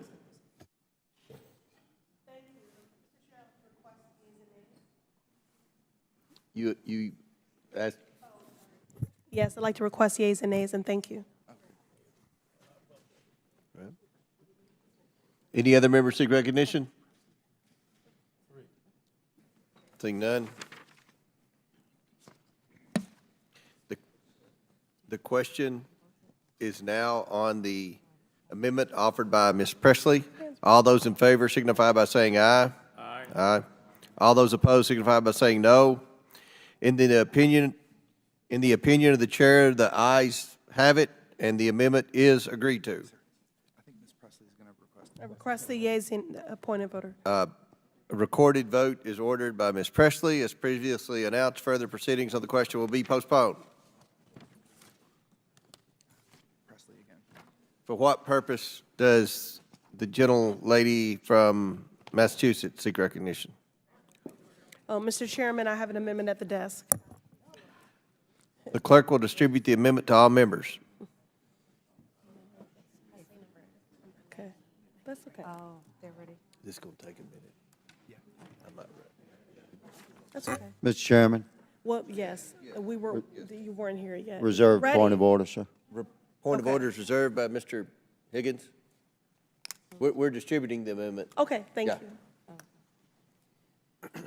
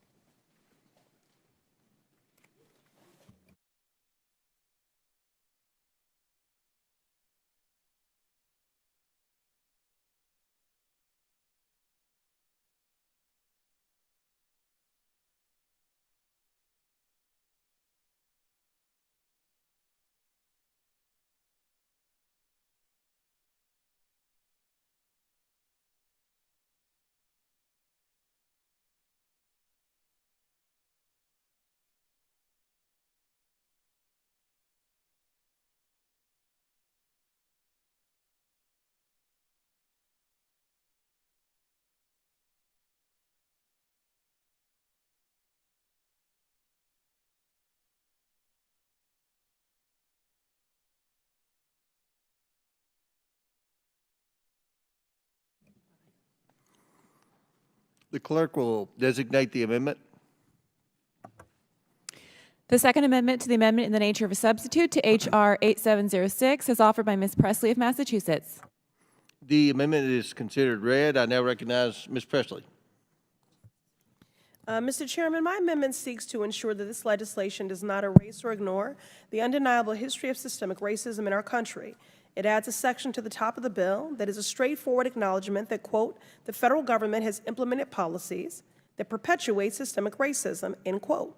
Systemic racism refers to a network of public policies, institutional practices, cultural norms, and social structures that work together to maintain racial inequities. This is not a matter of opinion. It is a matter of fact that originates in the founding of this nation and has implications to this very day. Our government has been deeply intertwined with this system, from enshrining slavery and the Three-Fifths Compromise into the United States Constitution to implementing redlining, segregation, and other discriminatory policies based on race. Now, I know that talking about the existence of racism in America makes some uncomfortable, but remember, this is a bill that you all brought up. So to my colleagues, let me just say that acknowledging these truths is not an act of blame. It is an act of responsibility. We must take responsibility. If you are serious about ending reverse racism, you need to acknowledge that it exists in the first place. And that means voting in favor of this amendment.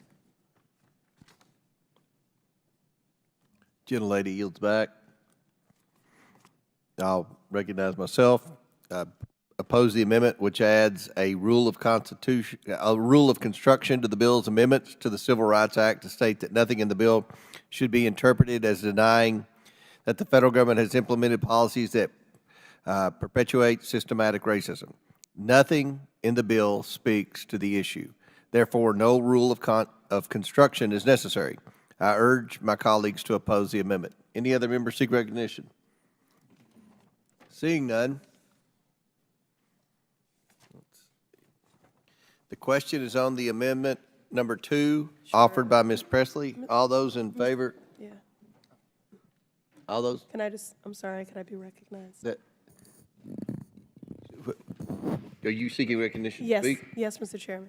I thought we'd already recognized you to speak. I guess somebody, can you yield Ms. Presley time? May Mr. I? Mfume? Chairman, yeah, I would yield time to the gentlewoman from Massachusetts. Mr. Mfume yields his time to Ms. Presley. Thank you. Ignoring systemic racism will not make it go away. By supporting this amendment, Congress can acknowledge a truth and set us on a path to fairness, justice, and progress for all. If Republicans are genuinely interested in denying racism exists against Black people, Indigenous people, and all people of color, it is a reflection of your values and explains the policies they put forth, including this bill. Now, we acknowledge that progress has been made. The progress is real and worth celebrating, but that doesn't mean that our work is done. Recognizing injustices and their impacts is essential to building on that progress and ensuring that it lasts. I yield back. Gentlelady yields back. Any further discussion? Seeing none? Yes. I just want a point of clarification here. Thank you, Mr. Chairman. We are addressing, this bill is being proposed to address reverse racism, yet we're not willing to acknowledge racism. Would just a point? What are you doing here? I'm asking for But clarification. If the bill that, the amendment that Ms. Presley is proposing suggests that we just simply acknowledge that racism exists, and the fundamental point of your legislation is to deal with reverse racism, then I should ask you, what are we doing here? I would assume you're asking Ms. Presley the question. No, I'm asking you. You might as well ask Ms. Presley the question. Well, maybe I should ask the author of this legislation, Mr. Cloud. Yes, ma'am, I apologize, I was reading. Okay, just trying to get clarity here. If we cannot agree that racism exists, but this legislation you're proposing is to deal with reverse racism, why are we here? I think you answered the question in your question. I don't think I did. Reverse racism is included in the language, yet Racism you do is not want racism. to acknowledge that racism exists, which is simply Ms. Presley's request here. We have discussed that over and over. There's been no denouncement or statement that racism doesn't exist. We've talked about the fact that it indeed does, and it's a horrible condition of the human heart of some people that still does exist. So you are in support of Ms. Presley's amendment, then? It sounds like you are. This rule of construction that's, by the way, being given to us at the last minute, one, us coming through figuring out what the intended consequences are, as these were not submitted in advance, as my bill was, is one of the challenges. There's no legal definition of what systemic racism is. I think we would want to talk about what government, what policies, and all those sort of things. So this is a pretty broad statement that I'm not sure I could support in the time I have to look at this. I will yield to Ms. Presley.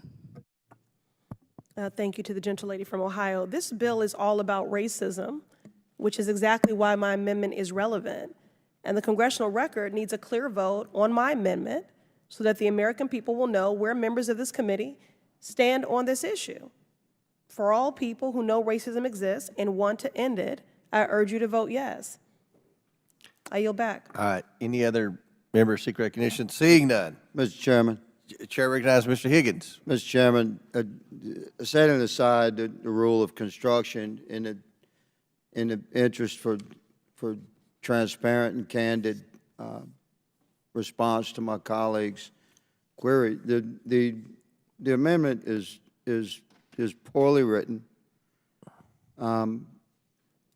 It uses past tense and current tense on the same subject matter without indicating a shift in time. You're not just saying in a statement that we acknowledge that racism is a part of human nature and exists as part of the human construct. Of course, the corruption is born of the heart of man, not the mechanisms of man. Every one of us would recognize that racism exists throughout human history, in every culture, in every land. The sun never sets, nor has it, on some manifestation of racism throughout the history of man. Yes, there you go. Statement in the Oversight Committee, part of the historical record now. But your amendment, the good lady has introduced an amendment which I oppose because it's very poorly written, and it's quite condemning of the American people and American society. What her amendment is saying is that prior acts of our nation and our forefathers before us have perpetuated systemic racism that currently exists in our country. You're asking us to say that America is systemically racist. And that's not the same as saying that just admit that racism exists, which is what you're stating when you discuss this. But in writ, it's quite different. So I oppose the amendment. Appreciate the effort, but no.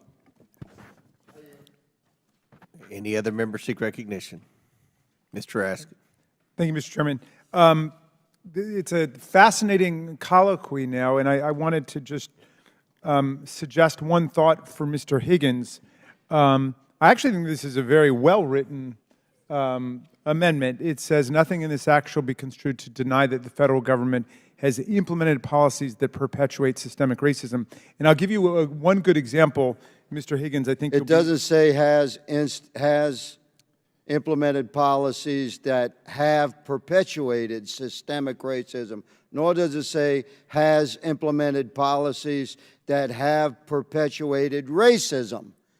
It identifies systemic racism. Can I give you and past tense versus current? I'm happy to have inaudibly yielded to you on that point, but let me just reclaim my time for 1 sec, because I want to suggest a really excellent book for people who are interested in just this question of how the federal government itself has implemented policies that indeed perpetuate, in the present tense, systemic racism. The book is called The Color of Law, A Forgotten History of How Our Government Segregated America. And it's about federal housing policy and the FHA and veterans policy, all of which deliberately segregated America and deliberately gave certain kinds of benefits to whites that were not available to blacks, and then deliberately and consciously redlined areas. I read it, I think, about, 6 or 7 years ago, so but forgive me for not being able to detail more precisely what it's talking about. But the author, Richard Rothstein, explains how federal housing policies in the 1940s and 50s explicitly mandated segregation and destroyed the capacity of African-American families to be in integrated neighborhoods and of white families to be in integrated neighborhoods. That was a deliberate policy. So, I mean, it would be nice to believe that when the 13th Amendment was adopted and slavery was abolished and the 14th Amendment was passed, that everything was okay. There was an effort in the Reconstruction, and again with the radical Republicans' efforts to transfer resources to the recently freed population, to lift people up who had been downtrodden by law for centuries, but then Reconstruction was undone. And we got into Jim Crow and poll taxes, literacy tests, grandfather clauses, and the whole system of inequality in the law, which lasted at least up until the Civil Rights Act of 1964 and the Voting Rights Act of 1965, but it didn't end there either. And so there's a real history to it, and I think that's what makes all of these issues so difficult. And I know that there is a theory which is, well, let's not focus on it, let's wave a magic wand and say everything's okay, as opposed to continuing to engage in inclusive and open efforts to redress the injuries of the past and to move forward. And look, I agree with people who think that, you know, bureaucracies are awkward. All bureaucracies are awkward. There's no doubt about that. Everybody finds bureaucracy awkward, but what the process we've been going through as a country is far better than what we've seen in other places in the world, like racial stratification and violence and tribal violence and apartheid and all of those things. So this is what we get in the greatest multiracial, multicultural, multi-ethnic constitutional democracy, efforts to be conscious of the past and to move forward. So I like Ms. Presley's amendment. I think it's actually very well worded, and I definitely plan to vote for it, and I'm happy to yield. Will the And gentleman... I will yield to the author of the amendment. To my colleagues, let me just reiterate again that acknowledging these truths is not an act of blame. This is not a blame amendment. It's just simply an act of responsibility. So let's take the responsibility. Any other members seek recognition? Seeing none. Sorry, Mr. Yes. Chairman. Have you already been recognized, Ms. Stansbury, on this amendment? Not on this Okay. amendment, no, Mr. I Chairman. recognize Ms. Stansbury for 5 minutes. Thank you. I don't want to beat a dead horse, but I do have to say that I could not have imagined that I would be debating the existence of racism this morning. I did not have that on my bingo card. But I just want to point out the irony of the debate that we're having right now, because there's been some discussion again this morning about free speech. And when you read the actual underlying bill as it is introduced, the bill is seeking to essentially make it illegal for the federal government and federal employees to discuss racism in the workplace. And so the irony is we're having a conversation here in the committee room that would probably be prohibited by the bill itself. That's what the bill is trying to stop, is having these kinds of conversations. Will the So gentlelady I just yield? want to point that out, and I yield back. Will the gentlelady yield? No, he was asking. I think I have time, actually. Chairman, do I have time? Yes. I recognize Mr. Cloud. That's a misstatement, while maybe well-intended. What this does say is that if you're a federal contractor, you cannot force your employees to attend DEI training. You can't make them sign a paper that says that they recognize that they are from a privileged race, or all these things are happening. It does not prohibit a discussion about people. The freedom of speech will still exist at companies all over the place, will still exist at contractors, at any organization getting a grant. So I think you're overstating what this bill does in that regard. Okay, gentlemen, would you allow me a moment, yield me a moment for me to read the language of the bill? Sure. Okay. Multiple places in the bill specifically makes it illegal for the federal government to enter into agreements, to provide grant funding, to otherwise engage with public, private, or nonprofit entities that do the following, and this is the exact language. maintain an office relating to diversity, equity, or inclusion, maintaining or employing a chief diversity officer or substantially similar officer, developing, implementing, distributing, publishing, or purchasing a training course relating to diversity, equity, inclusion, or accessibility, which is folks with disabilities, critical theory relating to race or gender. You're not even allowed to talk about intersectionality, folks, sexual orientation or gender identity. I'll take back my time. But that's what the bill actually says, you guys. The It key says it provision was the multiple first places. part. The key provision was the first part. No taxpayer funds will go to. It does not prohibit those things from happening. If you own a business and you want to have a DEI office, you can have a DEI office. But we're not going to make the American taxpayer pay for it.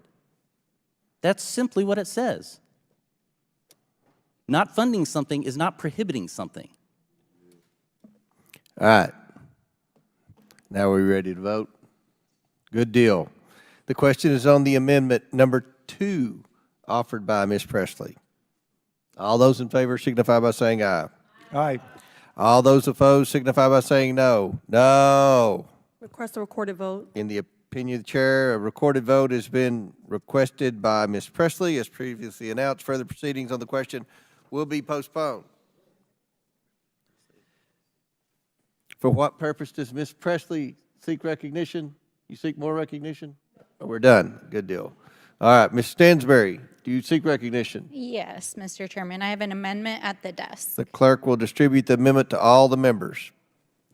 Can I reserve a point of order? And Mr. Cloud reserves a point of order.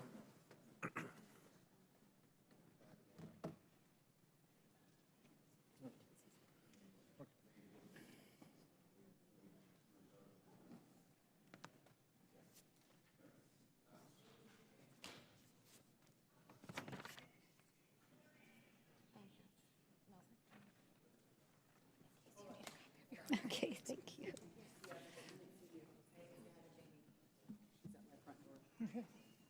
What a pleasure. How's it going? Are you canvassing for Lauren Boebert right now? It looks like you're knocking on doors.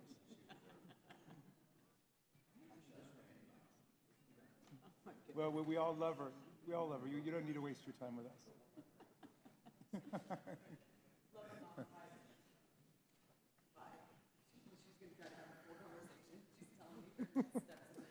We should beam her in to talk about diversity, equity, and inclusion.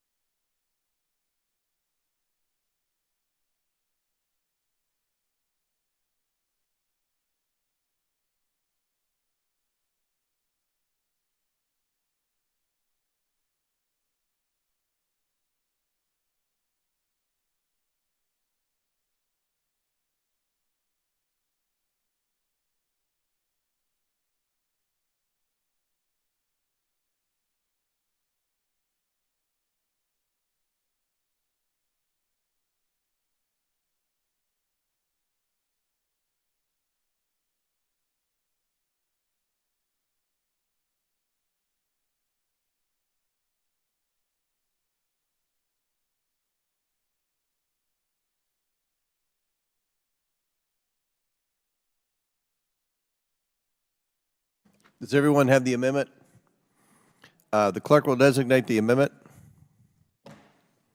Amendment to the amendment in the nature of a substitute to H.R. 8076 as offered by Ms. Stansberry of New Mexico. Without objection, the amendment is considered as read. Mr. Cloud reserved a point of order. The gentlewoman from New Mexico is recognized for 5 minutes. All right, thank you so much, Mr. Chairman. And I do thank my colleagues across the aisle for what has been an interesting journey this morning to discuss the history of this country and how we continue our long march on the road to justice and equity. The purpose of this amendment is to try to get at protecting the federal workforce. We know from hearings that we've had in this committee over the last several months as authors of Project 2025, even including one of the chapters was written by a recent appointee nominee to be in Trump's cabinet, that part of the plan of Project 2025 in the Trump administration is to purge the federal workforce. And when you read the actual text of the underlying bill, it appears that this is one of the tools that they're using to purge the federal workforce. Of course, it goes much farther, as has been discussed this morning. It also interferes with the military, which of course is also part of the federal workforce, but also the private sector. It's looking to regulate what the private sector does, including boards of federally traded, stock market traded companies, publicly traded companies, as well as folks who work in the financial markets. So what this amendment would do is simple. It would strike the entire bill and all that follows, and it would replace it with very simple language to protect our federal employees. Federal employees shall be selected and advanced on the basis of competence rather than political or personal favoritism, and no executive branch agency may take action counter to the intent of the law or against the fundamental rights of federal workers who comprise the civil service. And in many ways, this is just a reaffirmation of existing federal employment law, which it's important to note was put in place largely a number of the protections that this bill attacks, not only through the Civil Rights Act to make it possible to make our federal workforce more diverse, but also to protect federal employees after Richard Nixon tried to purge the federal workforce. And so we've seen this playbook before. We saw it in the 1950s with McCarthyism. We saw it during Nixon's tenure in the White House when he tried to purge the federal workforce. This is like a reboot. This is like the new season. This is the new reality TV show. And if you needed any evidence of the fact that we're living in a reality TV show, look at some of the nominees who've been nominated to be the heads of these agencies. So, we just want to make sure we're protecting the federal workforce and that our reality TV cabinet secretaries don't go after them. And that's what this amendment is all about. Gentlelady's time's expired. Mr. Chair, I invoke my point of order based on germaneness. State your point. Raise a point of order on germaneness. Okay, I'm prepared to rule. The amendment is not germane to the bill, therefore the amendment is not in order.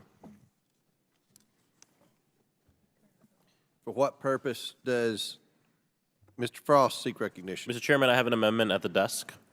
The clerk will distribute the amendment to all members.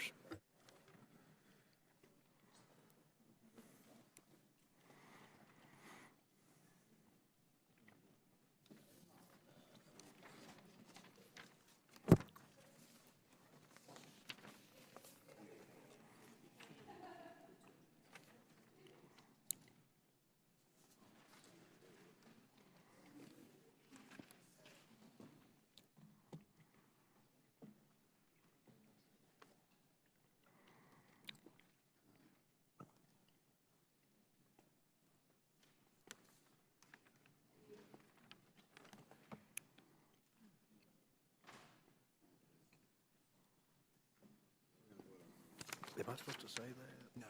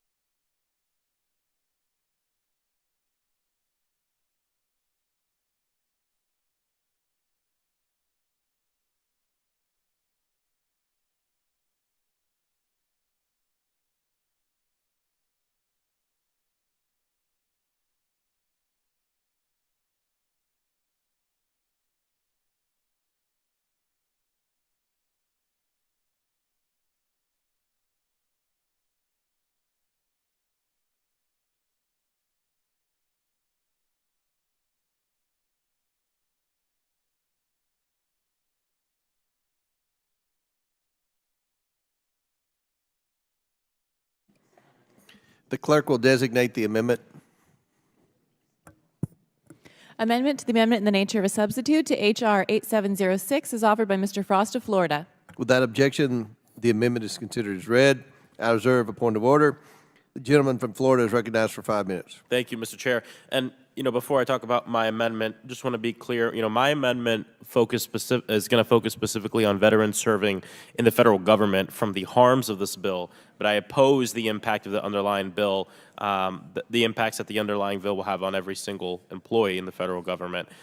Today, veterans make up more than 30% of the workforce, according to OPM. That's over 636,000 people who have served their country in uniform and continue to do it as civilians.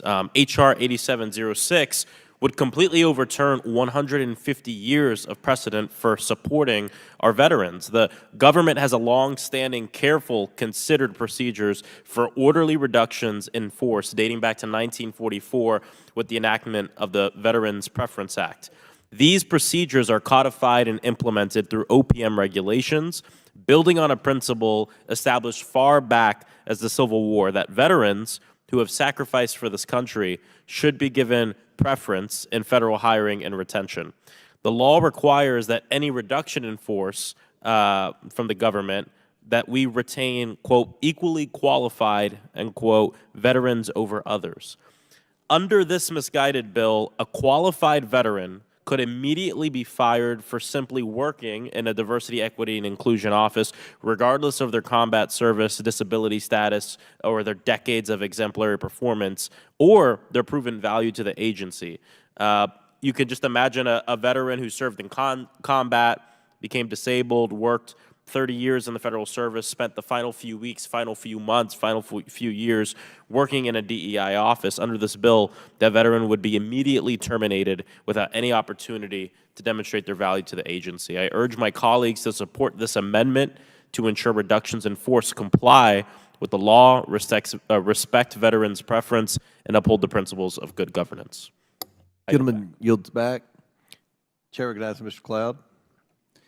Thank you, and I certainly appreciate the gentleman's intent in this. Both sides of the aisle certainly respect those who've served in uniform. I'm proud to represent a district that has, it's a place people flock to because of how our community supports veterans. I have a concern about this and would love to work with you on it, but my concerns are of a technical nature in us getting at this at the last minute to understand the potential unintended consequences. Very specifically, I could speak to the provision that says Code of Federal Regulations. We do not have the time in the moment to go through the entire Code of Regulations related to this and see what is there, not to mention that could change tomorrow without Congress doing anything. So we certainly want to protect veterans. I do not think that this would negate the longstanding status quo we have toward veterans. But at the moment, I think we'd have to object to this until we could work that out. But I'd certainly be happy to work with you on making sure that we get the intent of what you're doing before this goes to the floor. Gentleman yields back. Any other members seek recognition? Seeing none. The question is on the amendment offered by Mr. Frost from Florida. All those in favor signify by saying aye. Aye. All those opposed signify by saying no. No. In the opinion of the chair, the noes have it. The amendment is not agreed to. I request a recorded vote. Recorded vote has been requested by Mr. Frost, as previously announced. Further proceedings on the question will be postponed. For what purpose does Ms. Brown seek recognition? Mr. Chairman, I have an amendment at the desk. The clerk will distribute the amendment to all members.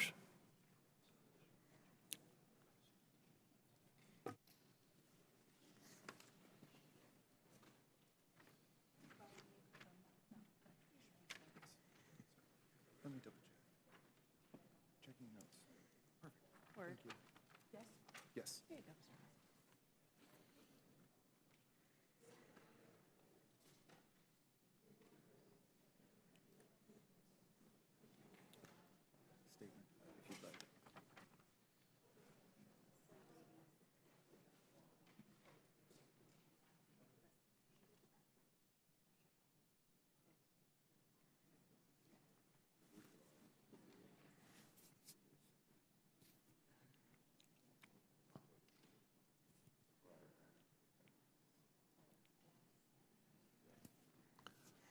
This is it.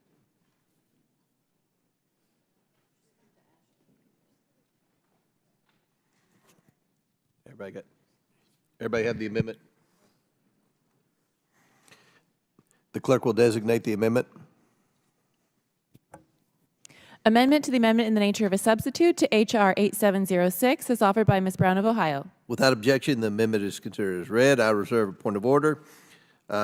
The gentlewoman is recognized for 5 minutes to explain the amendment. Thank you, Mr. Chairman. This bill completely contradicts the vision and principles of this nation and would erode the federal government's enforcement of non-discrimination protections in communities that are uniquely underserved. It will strip the federal government of a workforce focused on the mission of their agency and ensuring an inclusive, positive, and safe workplace for all employees. And to make matters worse, it would force federal agencies to close down all federal offices that operate diversity, equity, and inclusion programs, fire employees who work in those positions, and prevent them from finding a new job elsewhere in the federal government. My amendment would ensure any employee or contractor from an underserved community in danger of getting removed from federal service is afforded appropriate opportunities to remain in federal service pursuant with current federal law. On February 16, 2023, President Biden issued an executive order that sought to build a federal workforce that reflects the fabric of our nation and deliver resources and benefits to the American people consistent with the needs of the public. This landmark executive order ensures equity for people that belong to communities that have been systematically denied equal treatment under the law. That includes employees who are from communities of color, individuals from communities that face discrimination based on sex, sexual orientation, and gender, including LGBTQ+ people, individuals who face discrimination based on pregnancy or pregnancy-related conditions, parents and caregivers, individuals who belong to communities that face discrimination based on their religion or disability, people who live in rural communities, and veterans and military spouses, first-generation professionals or college students, immigrants, people with limited English proficiency, and the formerly incarcerated or individuals facing employment barriers based on older age. The people who fall under these categories are your friends, your neighbors. They are also federal employees. H.R. 8706 would fire people simply because they had the misfortune to work at an office that our majority doesn't like. The bill as written would mean that a pregnant woman who is already likely to face persistent discrimination in the workplace would be fired simply on the basis that they worked for a federal or contracting office that supports diversity, equity, and inclusion activities. It would mean that a person who lives in a rural town would be let go with no possibility of reassignment just because they worked in a diversity, equity, and inclusion office. It would eradicate positions for people with disabilities who currently work in these programs, regardless of their level in the office, who are making progress towards Equal Employment Opportunity Commission's rules to make up 12% of the federal workforce. I ask unanimous consent to enter into the record a letter from the Disability Rights Education and Defense Fund stating its concerns with H.R. 8706 and its potential effect on federal workers with disabilities and broader disabilities community. Without objection, so ordered. Thank you. It would allow the firing of LGBTQ+ people for the sole reason that they took a position that upholds a mission of building a federal workforce that reflects the communities it serves. And it would coldly fire veterans and their spouses who make up more than 30% of all federal employees with no possibility of reassignment because they want to continue serving their country in a different capacity. This legislation would provide a chilling downstream effect across federal agencies in all offices and federal workers across all levels of government. I ask unanimous consent to enter into the record the American Federation of Government Employees statement against H.R. 8706, in which they write, and I quote, "While AFG certainly applauds any legislative proposal to curb and eliminate employment discrimination in the federal workplace, we regard H.R. 8706 as actually setting back that cause, not advancing it. Under the broad pretext of combating discrimination, which has long been illegal, H.R. 8706 would, if acted eliminate virtually all agency initiatives currently in place to develop and maintain a dignified, respectful, and safe workplace that enables federal agencies to carry out laws and directives in a professional and efficient manner. Without objection. Without Thank you. objection, so Okay. ordered. Our nation's strength is in its diversity. Our federal workforce must embody that strength. This bill exemplifies our nation's weaknesses. For these reasons, I respectfully ask my colleagues to support this amendment, which will protect dedicated workers in our federal government. Gentlelady's time's expired. I'll recognize myself. Ms. Brown's amendment adds a new section to the end of the bill that, in the name of fighting discrimination, entrenches discrimination in favor of a host of specially defined groups. We should all be able to agree to be against all forms of discrimination. I urge my colleagues to oppose the amendment. Does any other member seek recognition? We should all be able to agree racism exists. Any other member seek recognition? Mr. Cloud. I'll just say I concur with the chairman. This amendment, in the name of non-discrimination, actually would be, if adopted, systemic racism in excluding people from a cut of an agency based on all these determinant factors that we've discussed all day. It would be very concerning if this were to pass. And I will just point out that no matter how many times it is said that this bill prohibits people from continuing and ever working in the workforce, you can say it 1,000 times and it will be as untrue on the 1,000th time as it was the first time. People can still reapply. This bill simply eliminates offices that are not providing value to the American taxpayer. It's probably one initiative of 100 or more that need to happen for us to get back to some sort of fiscal restraint, which is maybe our #1 national security issue that this country is facing. And so with that, I will yield back to the Any other members seek recognition? Seeing none, the question is on the amendment offered by Ms. Brown. All those in favor signify by saying aye. Aye. All those opposed signify by saying no. No. In the opinion of the chair, the noes have it, and the amendment is